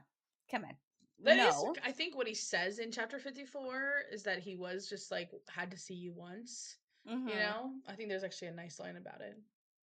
If that was all something like that. Yeah, if that's all I had gotten, like, I'd waited 500 years for you, and if that's all I had gotten, then I would have waited 500 more years or whatever. Yeah, it's very sweet. Yeah. I don't believe happy it. To be called back. Yeah. I don't believe that he would have walked away. I think there's evidence for it. So I do love that she pulls him back into the conversation. I love.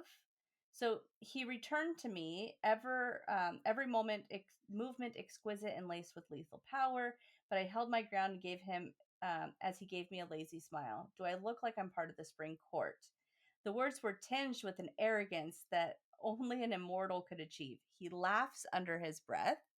No, I'm not part of the noble court. I think he's laughing at her at that thought. Not laughing that, like, about the spring court at all, right? Where she's like, so you're not part of the spring court. Do I look like I'm part of the spring court? He chuckles. No, I'm not part of the spring court. That's not what he's laughing at. He's laughing at the words were tinged with an arrogance that only an immortal could achieve. And I think he's like, uh-huh.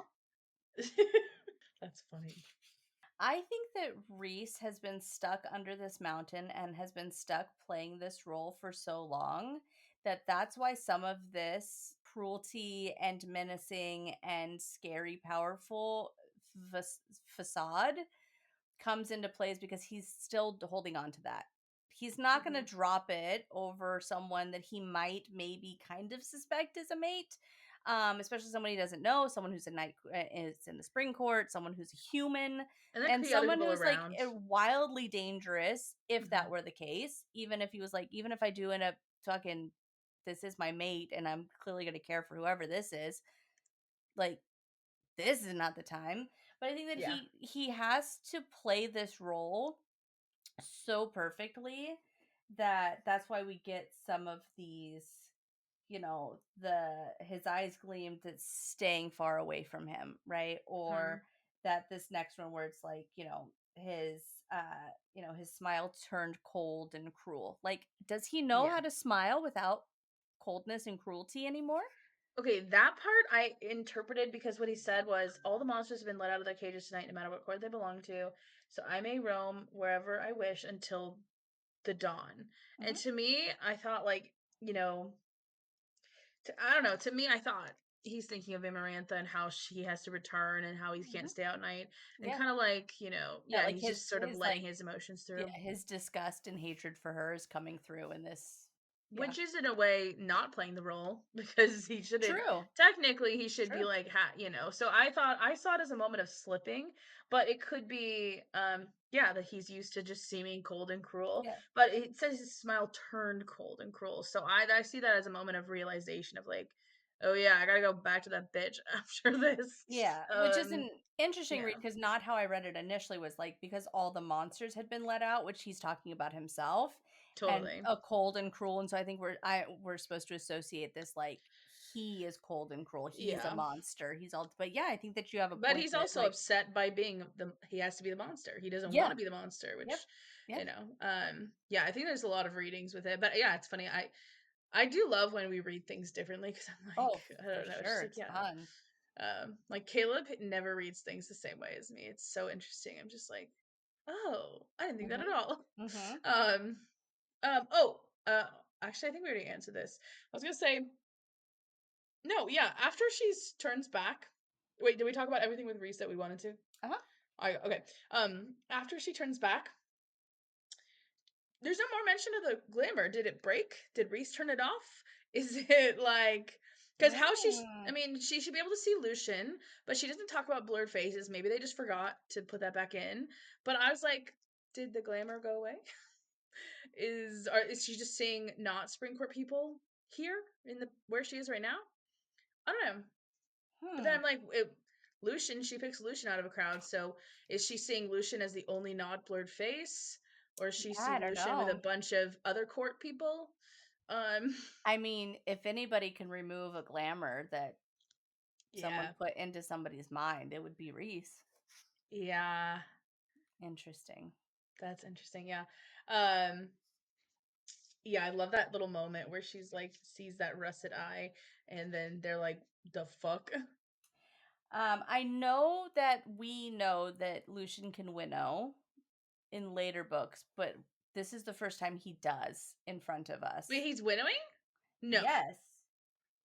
I thought he's just running fast. Nope. One russet, and shone as brightly as his red hair. The other was metal. I blinked at the moment he did, and then his eye went wide. He Oh, vanished into nothing, and seconds later, someone grabbed my elbow and yanked me out of the crowd. He winnowed okay. to her and said, yeet, bitch, what are you doing here? Yeah, dude. Okay, yeah, I didn't actually read that. I was thinking about him running with her, which I was like, that's not a winnow. But yeah, No.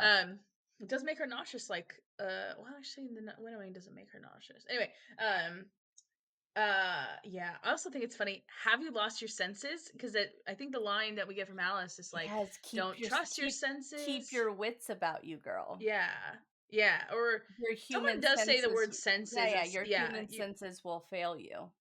yeah, and here he just did you lose your senses? Like, I don't know, is it interesting wording? He also thinks that Tamlin told her what is happening. He thinks that He she's been assumes that Tramlin treats her like a human because he would treat but people like that's a yeah, human. and so that's what like yes, could you imagine? Tamlin this is the world. Tamlin has told Feyre, "Hey, weird fairy orgy. Probably shouldn't be a part of it. I'm going to try to hunt you down and it's going to be like real weird." Okay? So like until you're ready for all this jazz, stay in your bedroom. Yeah. And so then Lucian's like, "What the fuck, Feyre? He told you this shit is getting wild and out. It's what are you God. doing?" And she's like, "No, I was told that it was a ceremony. Like I was Yeah. told nothing. Like literally." Yeah. So Lucian, it makes sense that Lucian's like, "Have you lost What your the fucking fuck? mind?" And she's like, "For what?" And he's like, "Oh, Jesus Christ, now I have to be the one to tell you that we're all fucking." Okay. We're all fucking, Feyre. Go home. Yeah. I do love that he just like picks her up, throws her over his shoulder, and just starts running. Like, I come on, let's go. And here's the thing: I put so he's furious, right? He keeps calling her a stupid mortal. He's Mhm. like you idiot. He picks her up and he runs her out, and I'm like, is he worried about Tamlin? And is he worried about the repercussions of Tamlin? Is he worried about the right not going through properly? Like, are all these things that he, or is he simply worried about Feyre's well-being? Or is he simply worried that Amarantha is going to get wind of a human girl being protected by the spring court? Sure. Yeah. I think probably a lot of them at once. Yeah, that's fair. Yeah. Yeah. Well, okay. I had questions about that. Okay. Well, before we get there, also, does Lucian have like speed, or do all high fae have speed? Is this a That thing? good question. Because I was like, I feel like I remember this. This is one Mhm. of those first instances, so it sticks in my brain. But I'm like, like, what can Nesta run real quick? Like, yeah, we don't. you I don't think know, we. I don't think we get any other instances of like super running. because people fly a lot, and so. But I'm just like, does Lucien have 2 powers? Fire and fast running? Maybe. I don't know. It's interesting. Maybe it says something later, but okay. And then yeah, I do think it's so interesting. He's like, didn't anyone tell you? And she's like, no. Um, here's what I was really wondering. Oh, I already said the thing about like what if they didn't do the right and like the balance thing. I think it could be a seed for whatever, but I also was wondering, I guess, more about the nature of this magic. Great and terrible magic will enter his body. And It's word magic. yeah, I was thinking, like, what is this other kind of magic? Like, yeah, I mean, ward magic's the only other kind of magic that we have. Or is there He Crescent City has magic? Or no? whorls on him. Yeah, which, okay, Is also, the same whorls in the same colored ink that she gets under the mountain. that's what I was thinking about, like, yeah, yeah. And I'm like, because she says, I knew where he'd been touched and where he hadn't Yes. been. And the great and terrible magic went into him, and he has these whorls on him. So now is it just the fairy wine that is taking over Feyre underneath the mountain, or are these word marks in this ink also a great and terrible magic that's taking her over underneath the mountain? Yeah, I mean, that is interesting. I would guess that like somebody would be like, why are you dressing her up in Calanmai stuff every night? Like, so maybe it's not exactly the same, but it definitely seemed like the same kind of technology. Yeah, for sure. But yeah, I was just curious about the great and terrible, and then this Hunter and the Maiden thing. Oh, I have stuff. I have where's that at? Did you look it up too? No. Where I just want to know where you're at on the page. Oh, 193. Oh, I have stuff. Middle of the page. I have stuff earlier than that. Okay, yeah, go ahead. So we already talked about like the drum beats pulsing against Lucian's skin. Oh yeah, Right. That's So, like a little bit. yeah. It's just reminiscent of some like he's also feeling the magic. It made me think of Aelin for a minute. Fire magic, him being drawn. Like I don't know. Can he get burnt out at Calanmai too with his fire power magic stuff? Anyways, just a thought. But besides that, so he's telling her, right here, our crops depend upon the magic we regenerate on Calanmai tonight. And then she stuffs her hands in her pockets. I was like, ooh, very, very, very Rhys of you, Feyre, to just be like, oh, I'm going to act casual. I'm going to put my hands in my pocket. I'm going to lean against the wall a little bit. So, like, already there. But here's the thing, okay? Tamlin had said something similar 2 days ago, blah, blah, blah. Lucien shuddered as if shaking off an invisible touch, okay? Mm-hmm. The next page, he shrugged off that invisible hand a second time. Yeah. Here's my theory. Rhys is privy to all of the things in her head. She says Alice and Lucien. She walks away from him and immediately finds Lucien. And he follows them. You know he's not letting this girl go. So now that is interesting. Rhys is listening to this whole fucking conversation. Okay, but he can't, because then he would know that she's like with Tamlin, and he doesn't know that until the glamour. That's what I'm saying, though. Does he? Or maybe he doesn't think that she's staying with Tamlin, or that she's the one for Tamlin. Maybe she thinks, That's why, like, I need to go back to 54, because I'm like, it's twice. If I'm Rhys, I am following them. I am following. Absolutely, I'm following. Can he do that unnoticed? Like, isn't there like wards onto the different courts, and maybe they're out in the field where people are allowed to go, but people can't go into the manor? But also, Rhys can probably get around it. Rhys winnows right into the manor when we first get him, and it's like, doesn't he? Because it was like a whole big deal that he just like fucking yeets himself right into the property. No, because they're eating, and then Tamlin like stiffens and then he's like get behind Lucien, go hide somewhere because he senses it. So he must feel Rhys crossing the ward, and because I think he has to win just outside of it, cross it, and then he's walking. He's like going there. I don't know. Maybe it's not Rhys. There's something happening. I thought you were gonna go that Tamlin, his instincts were picking Lucien.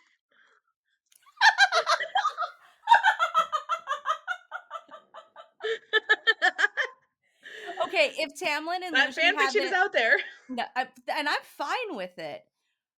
But if Tamlin waits till Calanmai of whatever fucking year this is to try to get in Lucien's pants, and he hasn't been working that grind for the last X amount of fucking years that he's been your emissary, dude, Tammy, boy, get it together.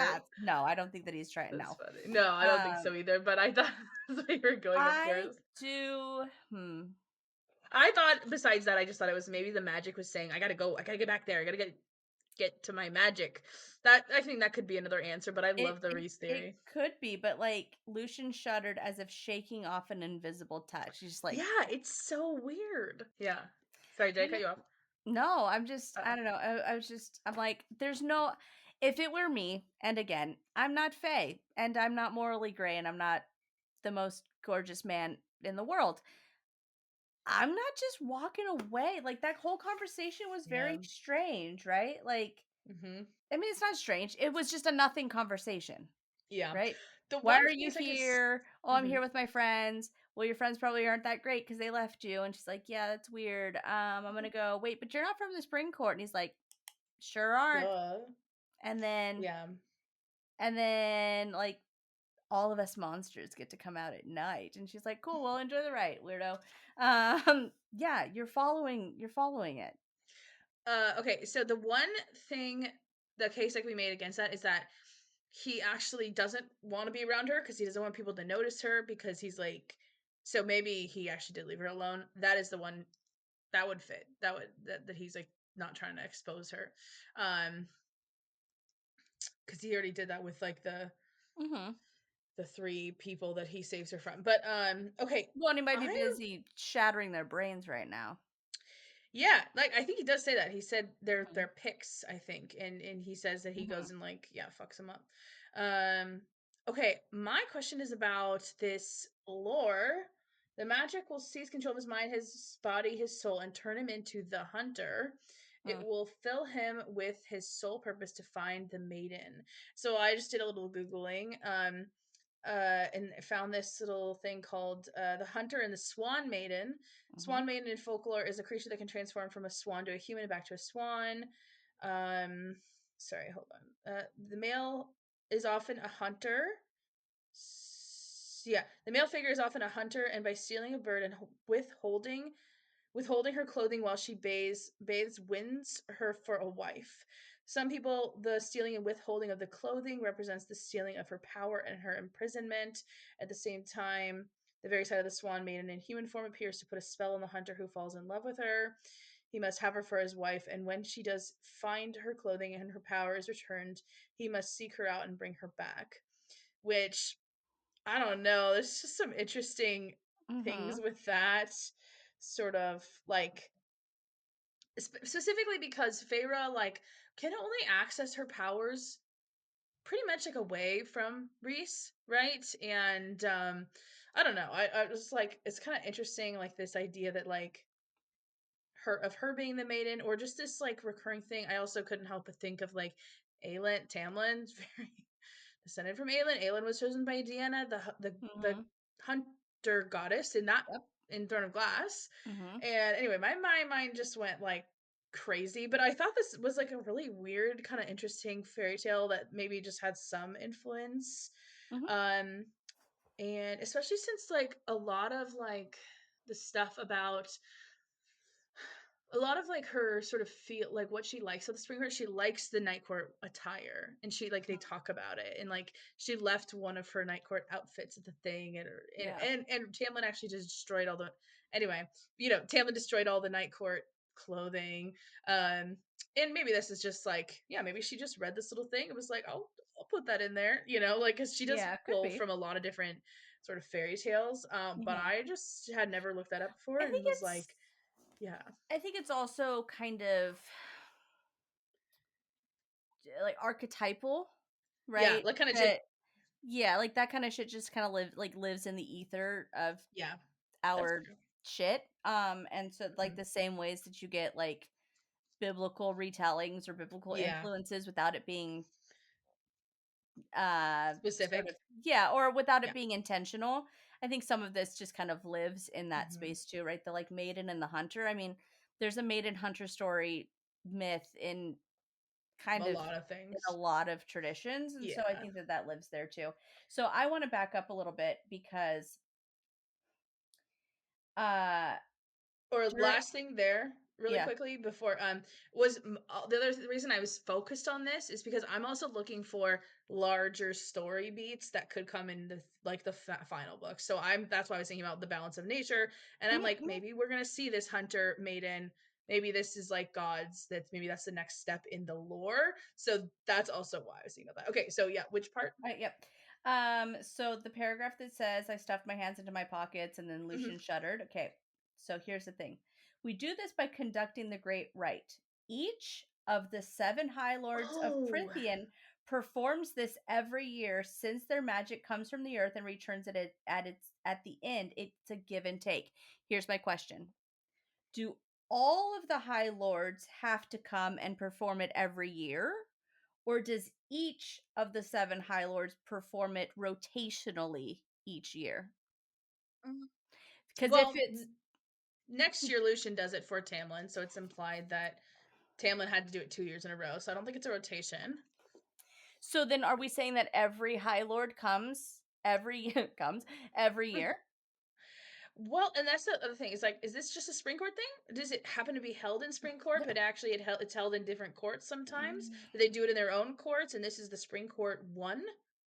But then why would Rhys come to the spring court version?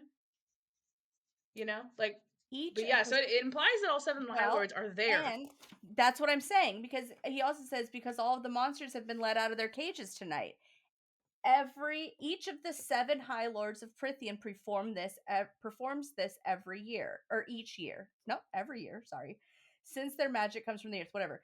Each of the 7 high lords performs this every year. Hmm. So does that mean that all 7 perform it every year, or is it that like each one has to perform it, one of them every year? Meaning that this could be a Tamlin year. Because we No, don't no, I don't think it can be a Tamlin year because when we see in the next book, Lucian does the right with Ianthe because Tamlin wasn't there or wasn't he didn't able want to do to. it. So it Yeah, well, yeah. implies that he had to do it 2 years in a row. So So then it can't. Yeah, so then does that imply that all of the high lords have to do it every year? yeah, I think so. And then where is that happening? Are they all there in the spring? Like right, you're saying, are they all in the spring court? Are they doing this shit in their own courts?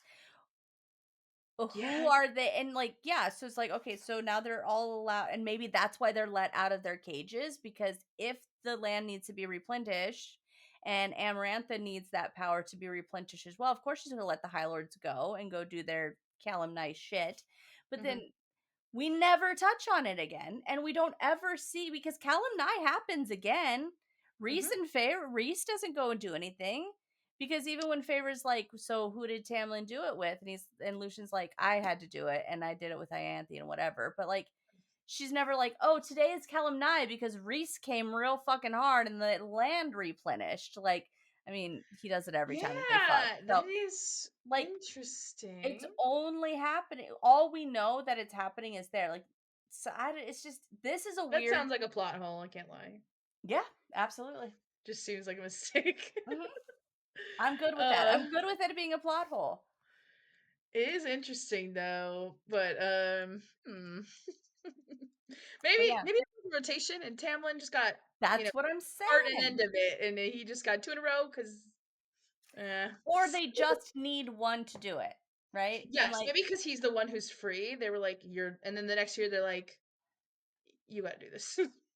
You But think yeah, I you'd don't know. like it. It's a weird thing for Lucien to say that each of the 7 High Lords of Prythian performs this every year. Mm-hmm. So like, where are we all performing this here? And then that's the thing too, like, does it have to take place in spring court because it's the beginning of spring? That's well, no, it's the beginning of Although, summer. no, He said beginning of summer. no, Fire Night signals the official start of spring Oh, in Prythian as well as in the moral world. I really just misread that. That's Okay. fine. It's because it's because the real Calanmai, I'll have to Is fact May check this, 1st? is the exact center point between the spring and summer solstice. Oh, interesting. I didn't know that. Because Calanmai is a Welsh celebration that takes place on May 1st. It's May Day. Yeah. That's what I was looking at. Maybe that is why I thought it was summer. I swore I thought I read it, but I probably just misread it. Because that is the first day of summer.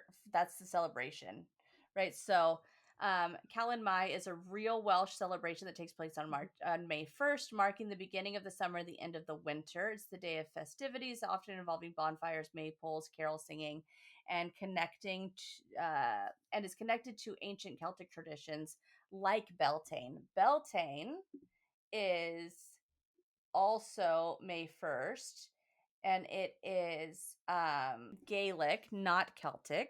It's a May Day festival marking the beginning of summer as well. So there's similar Okay. holidays, yeah.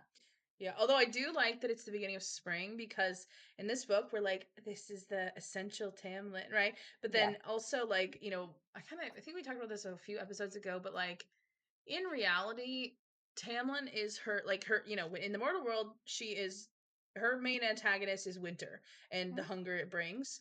And Tamlin he is a spring court, but he becomes like her winter. Yep. And Rhys is truly like her relief, her spring, and like what like allows Yeah. life to come forth in her literally. And I don't know, it's just like interesting that on the day that's supposed to be quintessential spring, we actually meet Rhys. Yeah. Um, Yeah. and yeah, I always love. I'm a sucker for shit like that. Okay. Also, sorry, were you done with that point? Mhm. Mhm. Okay. Oh yeah. No. Okay. Tonight, Tam won't be the fairy you know. Lucien Yeah. said he won't even know his name. The magic will consume everything in him, but that one basic command and need. And I'm like, he won't He know his name. becomes he becomes nameless Becomes nameless for the sake because of the of this magic. because of this terrible magic of word marks. Yeah, yeah, it is really interesting. And I know you said that there's other stuff with names in regular Welsh folklore, but I'm like, that is such a choice right there. Yeah. This book came out, no, I guess it came out in 2015, so we don't know the Mhm. full extent of the nameless thing, but I assume she had an understanding of it. She has an understanding of it because we see it on In Throne Aelin's of Glass. forehead. Yes, because it Yeah. says nameless is my price. Yeah. Is Okay. what is written in word marks on So her forehead. that's such an interesting. Yeah. Anyway, And any it's mention of written nameless, in I'm word like, marks, in whirls and swirlies, yes. right on her fucking face. Anyway, I was like so fascinated by that line. And literally the Terrasen's thing is a white stag Yes, specifically, right? yes, yes. So So why is he hunting it? Yeah, good question. yeah, that what's the symbolic resonance of him being definitely seemingly descended from Ashriver or Terrasen, and then also hunting the white stag. What did those kids of hers do? What the fuck? Seems like I don't know. Um Unless there was like I don't know, Rebellion or takeover or something. takeover maybe. Yeah. Or they're unrelated, but no, the stag Or is just so iconic. or or he's a descendant of witches in Dorian and not of Mm-hmm. Aelin, and that's why there's this conquering of the stag versus But the green but and yeah, gold is really so just bashes you yeah. over the head with it. Um, Or it's a distortion, right? It's a yeah, distortion of it. That here's the yeah, thing, that long ago our sigil was the stag, right? Long yeah. ago our banner was the stag, And so to prove that now, because we don't actually, it's not in They don't know the real reverie. lore. Well, and it's Yeah. not in reverie of it, right? It's Mhm. in a sign of strength, right? That we're finding this, like, like, I don't know, it's just a different interpretation of it, right? Mhm. Yeah. And I think it absolutely could be, right, a thing that you go from it feeling like it's a sacred thing that you shouldn't slaughter to Mhm. it's a sacred thing that is a sacrifice, right? And Yes. that becomes the difference. And so then you start to think about, okay, well, what do we know of Aelin as a sacrifice, right? As Yeah. like the theory, or like as the sort of like the philosophy of Terrasen, right? Mhm. That the philosophy of the stag is this sacrificial, and that it goes from something that is triumphant to sacrificial. Aelin's actually the mother. Or that there's just something along the way it goes Yeah. from, right, being something that is indicative of the people to indicative of what the people sacrifice. Yeah. No, I think that could totally, especially since we have like, word becomes erd in Crescent Mhm. City. That's like it's just like over time things get switched around and Yeah. changed, but yeah. Or it's It not is still overtime, interesting. that this is all happening at the same time. That's true. Not with Yeah. Crescent City. Crescent City is much older, or much, yeah, like it's younger. I'm fine with that. But Yeah. I'm still on this, like, maybe on the continent is Yeah. what's happening, who That's true. knows, but I'm always open to like I definitely love that theory, but I am always like considering many oh, for sure. Yeah. possibilities. Okay, I here's mean, my other Crescent City could theoretically, I mean, I don't know. I think Crescent be City in the makes it past. No, I think that Crescent City makes it pretty clear that it's a different world altogether. But like, what if Yeah. it's not? What if all three of these are on the same world in just completely different timelines? Yeah. But Hmm. at the same time, the fact that like Bryce goes down into the dungeons and is looking at different planets is a little, Yeah. and like, Well, anyways, that's for another yeah. day. You could get real philosophical and be like, but that's how we conceptualize. Well, like, it would still be like whatever. Yeah, Anyway. right. Like, well, because the time and space theory that technically it is a different location because that time period it was in this part of the orbit, so it was in a different Yeah. place. Blah blah blah blah Head hurts. blah. Okay, here's my other big question of this episode, which is why the fuck is Lucien so sure that Tamlin would have chosen her? He's like, he for sure would have. Is it just like, I wrote this. if it's How the are magic? you sure? Why would he claim her? And claim? Yeah. We say mate and claim. Do you realize this? Oh, After Tam hunts down the true. white stag and kills it for sacrificial offering, he'll make his way to the sacred cave where he'll find the path lined with fairy females waiting to be chosen as his mate for tonight. And then Yeah, it he is says, weird. because he would have smelled you and claimed you. Okay, I have, Nobody's claiming Feyre. Except for, yeah. but yeah, like I I was mean, like, yeah. how do you know that? Because I he's got was it. really like, what the fuck? Like, is this supposed to be speaking to like he actually cares for her? That there's a draw to her? That he's interested in her? First Something? read, I think we are supposed to go, no, he deep down, Tamlin has a big crush on you, and that's why he's Yeah. gonna choose you. And because because we sort of, maybe you are initially interpret the takeover and the magic and stuff as it's gonna Hmm. let his true instincts shine, and that's why. And Lucien, and even Lucien knows it, so clearly he desires her, and she kind of gets it at that. But to me, I'm also like, if I'm Lucien, I'm well, if we go with our theories, I'm persuading Tamlin to do this, and I'm kind of, like they know they're forcing it and they're just trying to get her to fall in love with him, not necessarily the other way. Like, I mean, I guess whatever, but they're kind of forcing it. They're trying to make this thing work to break the curse. Maybe. On some level, there's artifice there, Hmm. and my dark interpretation, which has no real founding except for the fact that she's human, um, maybe this right stemmed from maybe back in the day the humans were the maybe like this is like, she would have definitely been chosen because That, or I mean, the right is maybe. designed for the mixing of fae and humans. Maybe Um, there is a shift somewhere along the way, right? We know that they're spending more time together, and yes, maybe mhm. artificial and little fuckboy energy, and And like, he could hey, actually love her, but he could be actually falling for initially her. he's forcing it. Yes, initially Yeah. he's fabricating, and he's yeah, it's all fabricated. It's sort of put in place for her to fall in love with him because that's what they need. And yeah, I mean, proximity happens, and maybe he's seeing more to her, and maybe he says that to Lucien, like, fuck man, this is the I think I'm having feelings for her too. Like, Yeah. I And really maybe don't. that's all Lucian's talking about. Yeah, and like maybe he's, maybe Lucian's it's his best friend, so like maybe he's privy to that information. Yeah.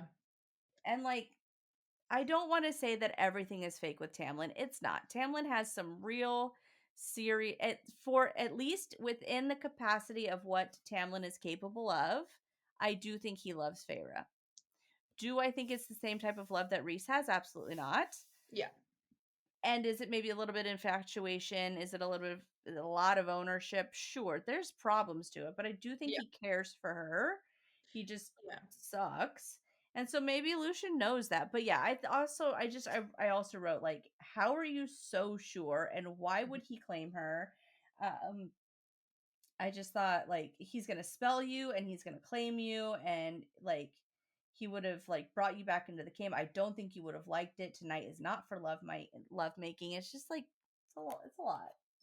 Yeah. It is really crazy. And I could I now Also, yeah. and not only is he saying like he would have smelled you, but then he goes, I should go. I need to return before he arrives at the cave. At least try to control him when he smells you and can't find you in the crowd. Like, what's Yeah. going on here is like, you know what it is? What it could be is that Tamlin's infatuation and his need to have her because of what she could mean could be taking hold. That it's not a matter of falling in love, it's the fact that this is the person who could break the curse. And if he smells her, that the magic that's within him that wants to like whatever, wants to break curses and re-imbue magic Mm, is going to be called to her. yeah, that's interesting. Hmm.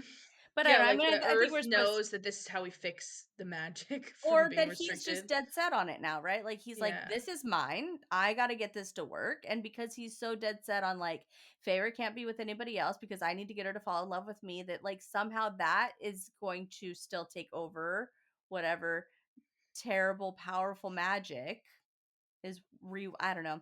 I think we're It supposed to does. think it's supposed to show that he has an attraction to her that Yes. is deeper than conscious. Yeah, I think And she yeah. says that, right? That it made me sick, the thought of Tamlin forcing me, that magic could strip away any sense of the self, right or wrong. But hearing that some feral part of him wanted me, my breath was painful. Like, okay, Yeah, yeah. I get it. Although it does say like he won't be the fairy, like it makes it sound like he's not at all himself and it's just the magic choosing. But yeah, maybe there is just more of that. Maybe he because he wants to do that. Yeah, there's so many interesting things that could be. I don't really think my human theory is, but I don't think that the human theory is necessarily like correct, but I do think it's a really dark, fucked up thing because like it's like Yeah. like humans have, because I'm stuck on this thing like why did humans forsake the holidays? Maybe because they used to be the sacrifice or they used to be the one who was forced to do the right and that's why they don't do Mhm. this shit anymore. And maybe that's why Lucian's so sure that she would have been Mhm. chosen because this is designed, the magic is designed to hunt down a human and take her back into your cave and do the right with her. So Yeah. maybe because she'd be the only human she would definitely get chosen. But I do, yeah, I like the idea better that Tamlin just has a crushy crush and he would have Well, chosen yeah, and her I because mean then that's, that could also speak to some of that like archaic hierarchical, like or being compelled to go. the fae as the hunters and the Yeah. human at like maiden is also right virginal Hmm, hmm, hmm. and Yeah. weaker and like, young. creepy. Yeah. So yeah. Maybe that's also why the drums pulled her, because maybe Yeah, like maybe. it's but I kind of hope not, because it's really dark. Yeah, I don't know if any of that's like I don't think And it's we're not there. yeah, it's not really contextual. I was just trying to think of like, why would he be so sure? And I was like, that could be one answer, but Yeah. it's kind of crazy.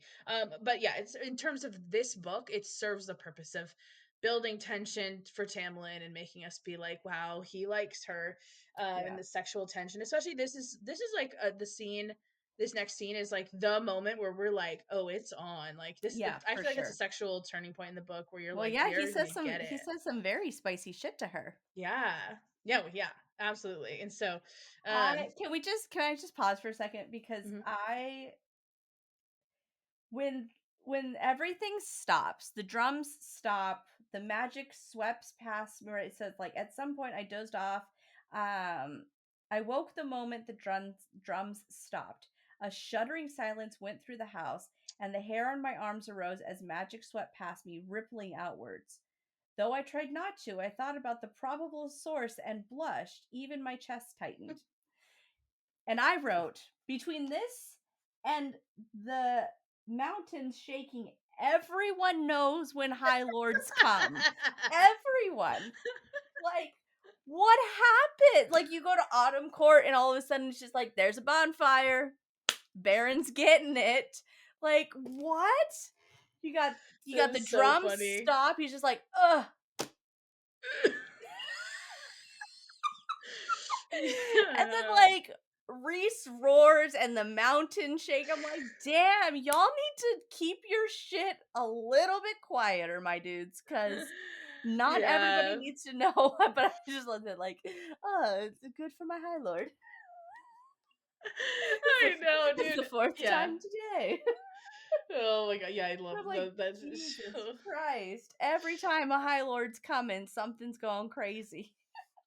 I mean, I hope it's just the magic happening, but yes, it's very funny. Also, I read that the next sentence as I glanced at the clock, because it says I Nice. glanced at the clock. It's just too close after we get like, I do love that she's like, well, he's certainly taken his time with the ritual. And then I yeah. wrote jealous next to it. Like the girl was probably beautiful and charming and appealed to his instincts. I was like, okay, Jelly, it's fine. Yeah, although the next line is what the one we were trying to get to. I'll read it real quick. I wondered whether she was glad to be chosen. Probably. She'd come to the hill of her own free will, and after all, Tamlin was a High Lord, and it was a great honor. And I suppose Tamlin was handsome, terribly handsome, even though I couldn't see the upper part of his face. His eyes were fine, and his mouth beautifully curved and full. And then there was his body, which was. I hissed and stood. I underlined, and I suppose Tamlin was handsome. Rose. I suppose he's hot. After the most beautiful man Instant you've thought. ever seen. Yeah. And again, the most handsome man I've ever seen. What is happening? You're like, well, I mean, I guess. You squint. I mean,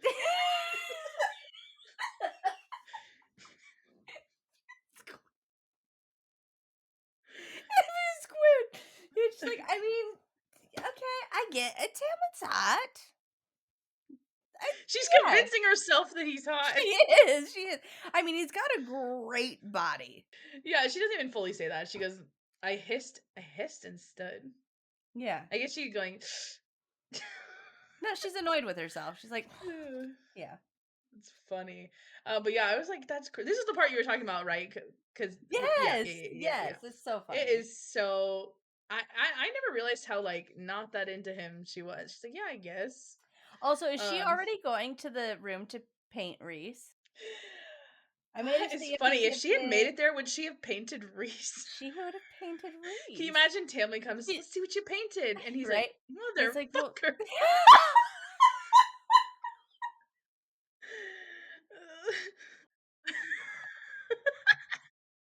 just like she's painting Rhys, and then the next picture is like angry Tamlin. She's like,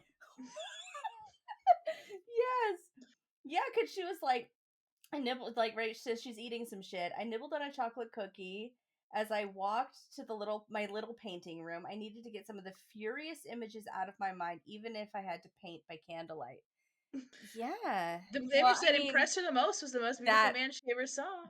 or she is going to end up painting Tamlin fucking somebody else because those are the furious images, and then to soothe that nonsense, or she would go in there. Here's my theory: she would go in there and be like, "I'm gonna paint this motherfucker being all stupid, and I paint these nasty ass creatures trying to grab a hold of me and doing all the things."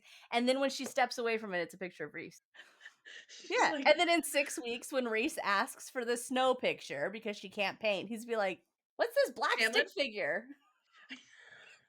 What's a black stick figure with the swirl? Is that smoke in his Did you face? paint you with purple eyes? I clearly have green and gold eyes. Ugh. Is this one of your sisters?" Tan. Oh my god. We're the worst. That is so funny. Can you imagine? There's actually in like 2 books we find out, like we go back to the Spring Court Manor and we just find a picture of Reese, just like You sitting know there in the he has back. all of her pictures hanging up somewhere, right? Yeah, I mean, hopefully Like, not hung up. That's kind of creepy, but like he definitely has all her art. She just left it there. well, Um, it's probably in the gallery yeah, yeah, that he yeah. destroyed a second time. That's my theory. He This destroyed is it the very first time. interesting. Yeah, Elaine in the next book when Um, she's staying at the Spring Court, she'll find. if Elain goes to the Supreme Court, I'm gonna No, she won't. She won't. no, no. Um, This whole scene is the most generic, quintessential, basic manipulative tool ever. That he seduces, right? He like love bombs her and then immediately tells her not to disobey him. yeah. This is the most, I'm like, how did I miss? And like, I'm kind of pissed at myself for not seeing it the first time because like we talked Is about love my bombing any just affection? Or I thought it was more like it's buying intense. gifts and like It is. saying things. It's Yeah. more intense. It's the building up to break you down. Okay. Yeah. And so it depends on where you're at in your relationship. It depends on what you are, right?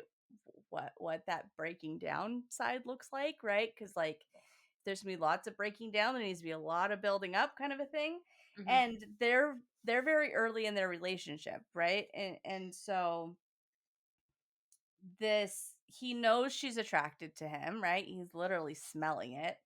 And the fact that he like says all this super sexy shit to her, gets her super turned on, putty in his hands, and then says, "Don't ever disobey me again." Like, it's gross. So It's gross. manipulative as fuck. His voice was not entirely of this world. Like, the magic is still, he just came. Like, how long has it been since he came? Right? Like, she wakes up at 2 o'clock in the morning, right? Glance, Yeah. 2 o'clock in the morning. She takes down her snare, right? Don't know how long that needs to take. She goes down to the kitchen. It's a big manor. All right.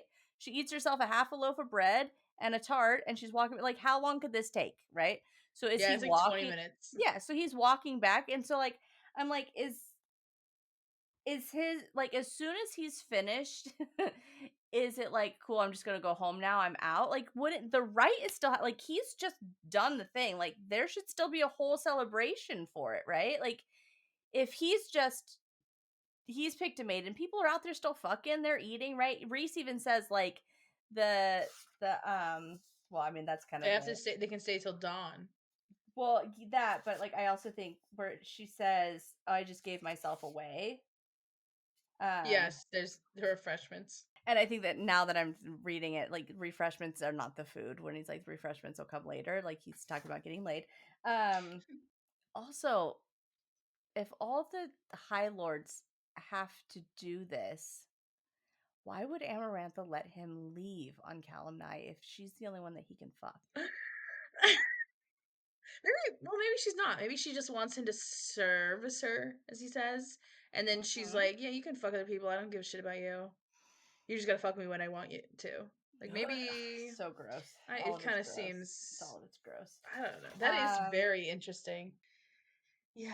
Also, we see a lot of sort of prison imagery, or just like also just a lot of like sorry, I just loosely call it prison imagery, Mm-hmm. confining imagery, like the Mm-hmm. especially I mean, it is kind of meant to be like that. He grabs her wrist and holds her, and he's like Yeah. pinning her down, but the whole time it doesn't seem. I know it's meant to be like sexual tension and stuff like that. It just seems like not a good time. Like I don't know. She suppressed a Does this shudder. does this remind you of Rowan and Aelin though?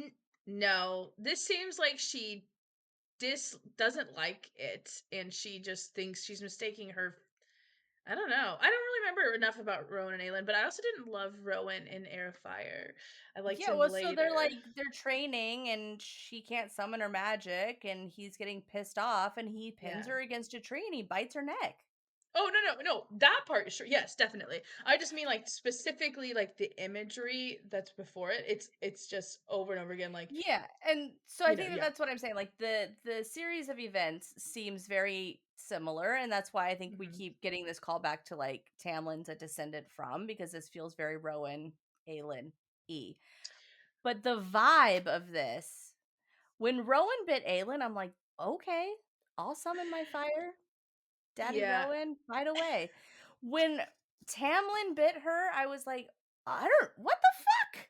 Yeah, Like, I and didn't love it. again, I read Throne of Glass after this.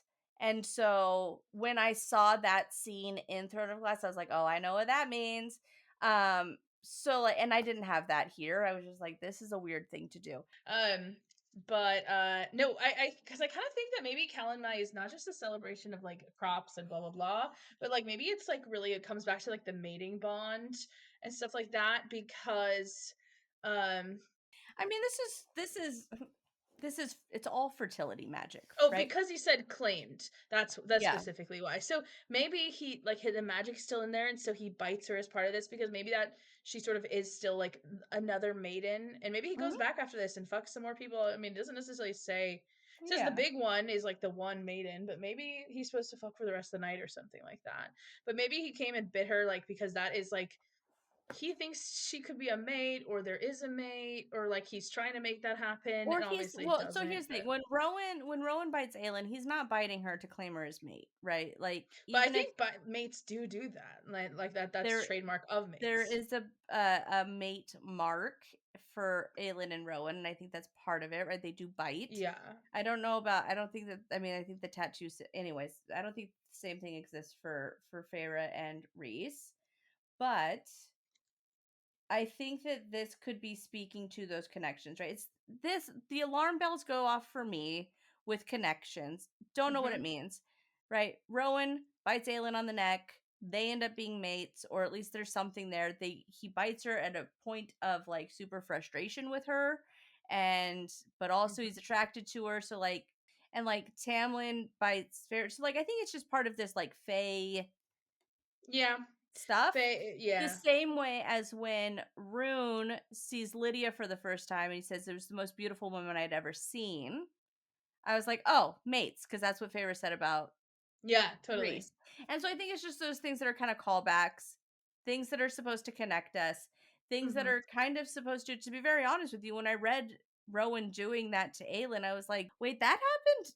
Like, do these all, and like, there's Oh hints that yeah. these are all in the same sort of universe and that was kind of how it was, I guess, sold, where it was like these are in the same universe but different worlds. So like, Mhm. the laws, the physics, the kind of, the There's mate some stuff is overlap. all that there's some similarities between. But she's been putting this stuff in the books from the beginning. This like these similarities, this overlap, this, Yeah. continuity is what I'm saying. Yeah. Um um I just feel like he's I don't know. It's just very typical, right? He is basically seducing her. He's claiming her to some extent. He's maybe eh, he's trying to like make things, you know, maybe he thinks there could be a chance that she's a mate and he's trying to snap the mating bond into place with like a very traditional like mate thing. Or maybe it's just a magic or yeah, he could and be that Lizzie he make kind thinks of that he's hoping that there's going to be a mate bond that snaps. She hopes that there's a mate yeah. bond that will snap at some point. Like, yeah, they say it. They're like, "Oh, I'm sure it'll happen anytime." yeah, right. She's like, maybe on my wedding day. Funny. Yeah, I think Rowan does actually bite Aelin, I think 2 more times. Like one the next time, I think the first time is in Airfire, but he also bites her. No, she bites, maybe they bite each other, whatever. But they when the first time they have sex. Yep. And then also I think because Because Maeve Maeve. clears her skin, Yep. he Yeah. bites her again to Yeah. reestablish those marks. But Just get all those uh fucking tattoos again too. yeah. Yeah, I know. But and he gives her them. Yeah. Mates who give each other tattoos. It's a good sign. Yeah. More stuff like I couldn't escape. I wasn't sure I wanted to, but like yeah, I don't know, that escape language is very, she feels This confined, also feels like territorially. it feels a little spell-ish too. It feels like he Definitely. bites her, he puts this like magic on her. She all of a sudden is super fucking hot for him. She grinds her shit against him, and then like, Hmm. it Yeah. feels, I don't know. It feels, it's just weird. He's like, "Hey, Earth Magic, can you do your thing?"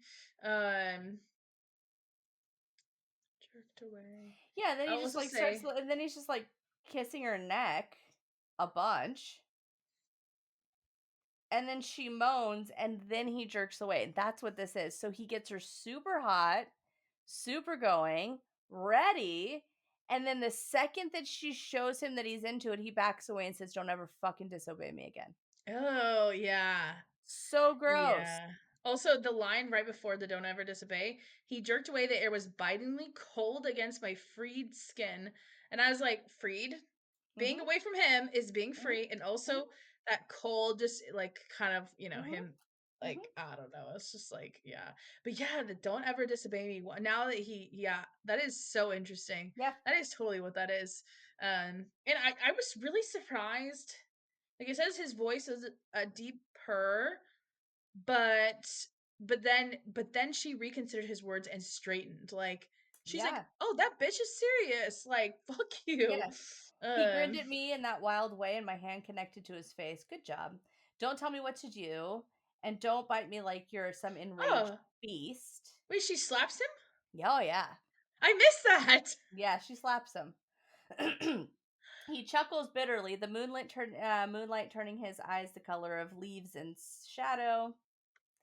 Um, it says more. I wanted the hardness of his body crushing against mine. I wanted his mouth and his teeth and his tongue on my bare skin, on my breast, between my legs, everywhere. I wanted him everywhere. I was drowning in that need. Maybe that's a normal thing, but also he just bit her and did some weird fairy magic shit. So, like, Mhm. is this a real feeling, Feyre, or is he just like pheromoned the shit out of you? Well, because that's kind of what Lucian says, is that he will be consumed by uh, that feeling, that need. Hmm. Like, so it sounds like she's experiencing that Yeah, personally. yeah. It's like, oh, I And didn't think about and then he smells her. His nostrils flared as he scented every burning, raging thought that is pounding through my body, my senses. The breath rushed from his in a mighty whoosh. He growled once, low and frustrated and vicious, before prowling away. it. Hmm. Because he's also turned on. He just did all the Mm. things to turn her on and to tell her what to do. And she said, "Fuck you, my dude. Still want to fuck." And he was like, "I can't bang you tonight because that's not part of my plan to have you fall in love with me." Is that why he's chuckling bitterly? Yeah, probably. And also because I was just like, balls deep in a maiden 5 minutes ago. Yeah. I feel like he goes back out to fuck some more. Hmm. That's the question. If I ever am in a room with SJM, the question that I will ask is, does Tamlin go and fuck more? Because he says, "I got off, I killed a stag, kind of hot, got off, came home, got horny again, and said," and walked away. He's going outside. Well, he's got to go till dawn. Okay, there's more magic to be made. Jesus Christ. That's a lot of work. And this is Yeah, how you know I'm I not fair. was. No, I Like, mean, I would have taken a long, long time. Bro, I don't know what kind of orifices your female fae have, but my orifices don't have very, very long time. 20 minutes per orifice.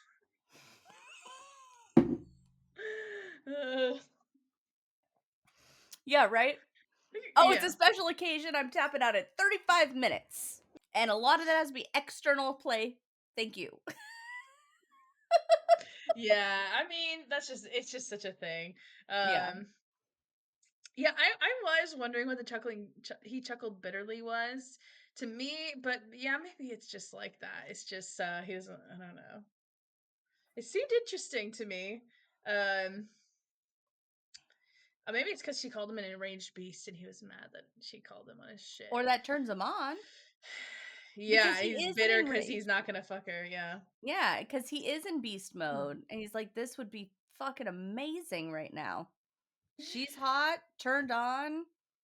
I already did the like don't be gentle. I want to do the things I said to her. I want the good sex. Yeah. Not the Yeah, that is interesting. I don't But know. Just yeah. well, Fucking Tammy. fucking Tammy, Tam. I love how Lucian calls him Tam. It's Mhm. like it's so funny. It's like kind of condescending. Wow, that was 2 chapters, and we truly did take what 2.5 hours. Yeah. Damn, makes sense. But we actually, we're still decent on time. Actually, Yeah. we're actually better on time. Well, we Okay, wait, didn't we actually, didn't gab for an hour before we started. yeah. Um, let's What's see. chapter 22? What do we have to look forward to next week? Yeah. Oh, the next week is a lot of little snippets. We get our like she gets to walk into breakfast with a big ass hickey basically, and Lucian's like, "The fuck is this? What happened to your face?" She's like, "Ask that guy." I love that he's like, "Tam, why does she have a giant bruise on her neck that you gave her?" And Tam was Couldn't like, help it. "Ran into her still hot and heavy. Sorry." I would love for there to be a bit more to Tamlin, but I also am okay if there's not. Yeah. No, I kind of want to know like his backstory. Like some, I feel like there's got to be cool stuff about all the And maybe courts I'm and just a stuff. sucker because like I'm having such a hard time with my own writing to like write characters that are assholes. Like I want everybody to be nice and like I want my readers to love everybody, and then I'm like, right, but you need villains, you crazy bitch. Yeah. And like there's Well, people. And like I feel like I keep thinking sort of one note a little bit where I'm like, well, but like this is the morality that I have. So this character, and you're like, it's not how that works when you're creating humans, creating characters because they're not human in my world. Um, yeah. but yeah, I don't know. I'm wondering how much I would love to know how much of this. I would love a conversation. Sorry, I'm rambling. I would love a No. conversation where Tamlin at some point and Feyre get together and have a conversation that's a real fucking conversation without the bullshit, without the power struggle, and him just be like, it was very fabricated. It was a lot of a lie. I really needed you to fall in love with me, so I did all the things that I needed to do. And it did backfire on me. I did fall in love with you, but the only way that I know how to love is to hold on to my shit. Hmm. Because everything was taken from me or whatever the fucking story I is, like a right? conversation like that. Yeah. Where and then Um, and then he says, and I realize maybe that's not I realize that's not the kind of love that you needed or deserved, and it's also not the kind of love that I need or deserve. or That anyone needs. Yeah. we deserve better than what I gave you, Yeah. and I'm going to try to be better. Not for you, but for myself and for the next person so that I'm not a fucking miserable twat. Yeah. But like it would be nice to get a little bit of, and even if it's not redeeming, fuck it. Maybe he has a conversation that says, "I fucking hate you because you were supposed to fall in love with me and I wasn't supposed to fall in love with you and I did somewhere." And then you tell me where it happened so that when I read this for a third fucking time, I could know whether this bite is just horny manipulative Tam or if this is him actually following her. That's what I want. I think it's gonna be all of it. Yeah. That is very interesting. Okay. Oh, I realize. I think she gives him the paintings In in the the next next one? chapter. Cool. Yeah. I think it's just a bunch of little chit chat moments, and then Yeah, she gives him the painting it at the feels end. very like vignette-y. The next that's a word. Yes. Lots of vignettes. And they definitely seem very flirty. I just glanced through some of it, and it's and then it ends with, "I didn't lock my bedroom door that night." Well, yeah, I mean, you know, you dry humped him and he bit you, so it should be flirty after that. Yeah. Yeah. Yeah. Final thoughts on these last 2 chapters? Yeah. I don't know. I mean, obviously I've been like dying to get to these chapters since we started because it's our Rhys moment. But yeah, it's a really interesting sort of like, yeah, I just keep thinking about like the holidays and the significance and the magic and how does it all work and like, Yeah. and do the High Lords did Feyre do Calanmai with Rhys without knowing? Yeah, that's what I'm saying.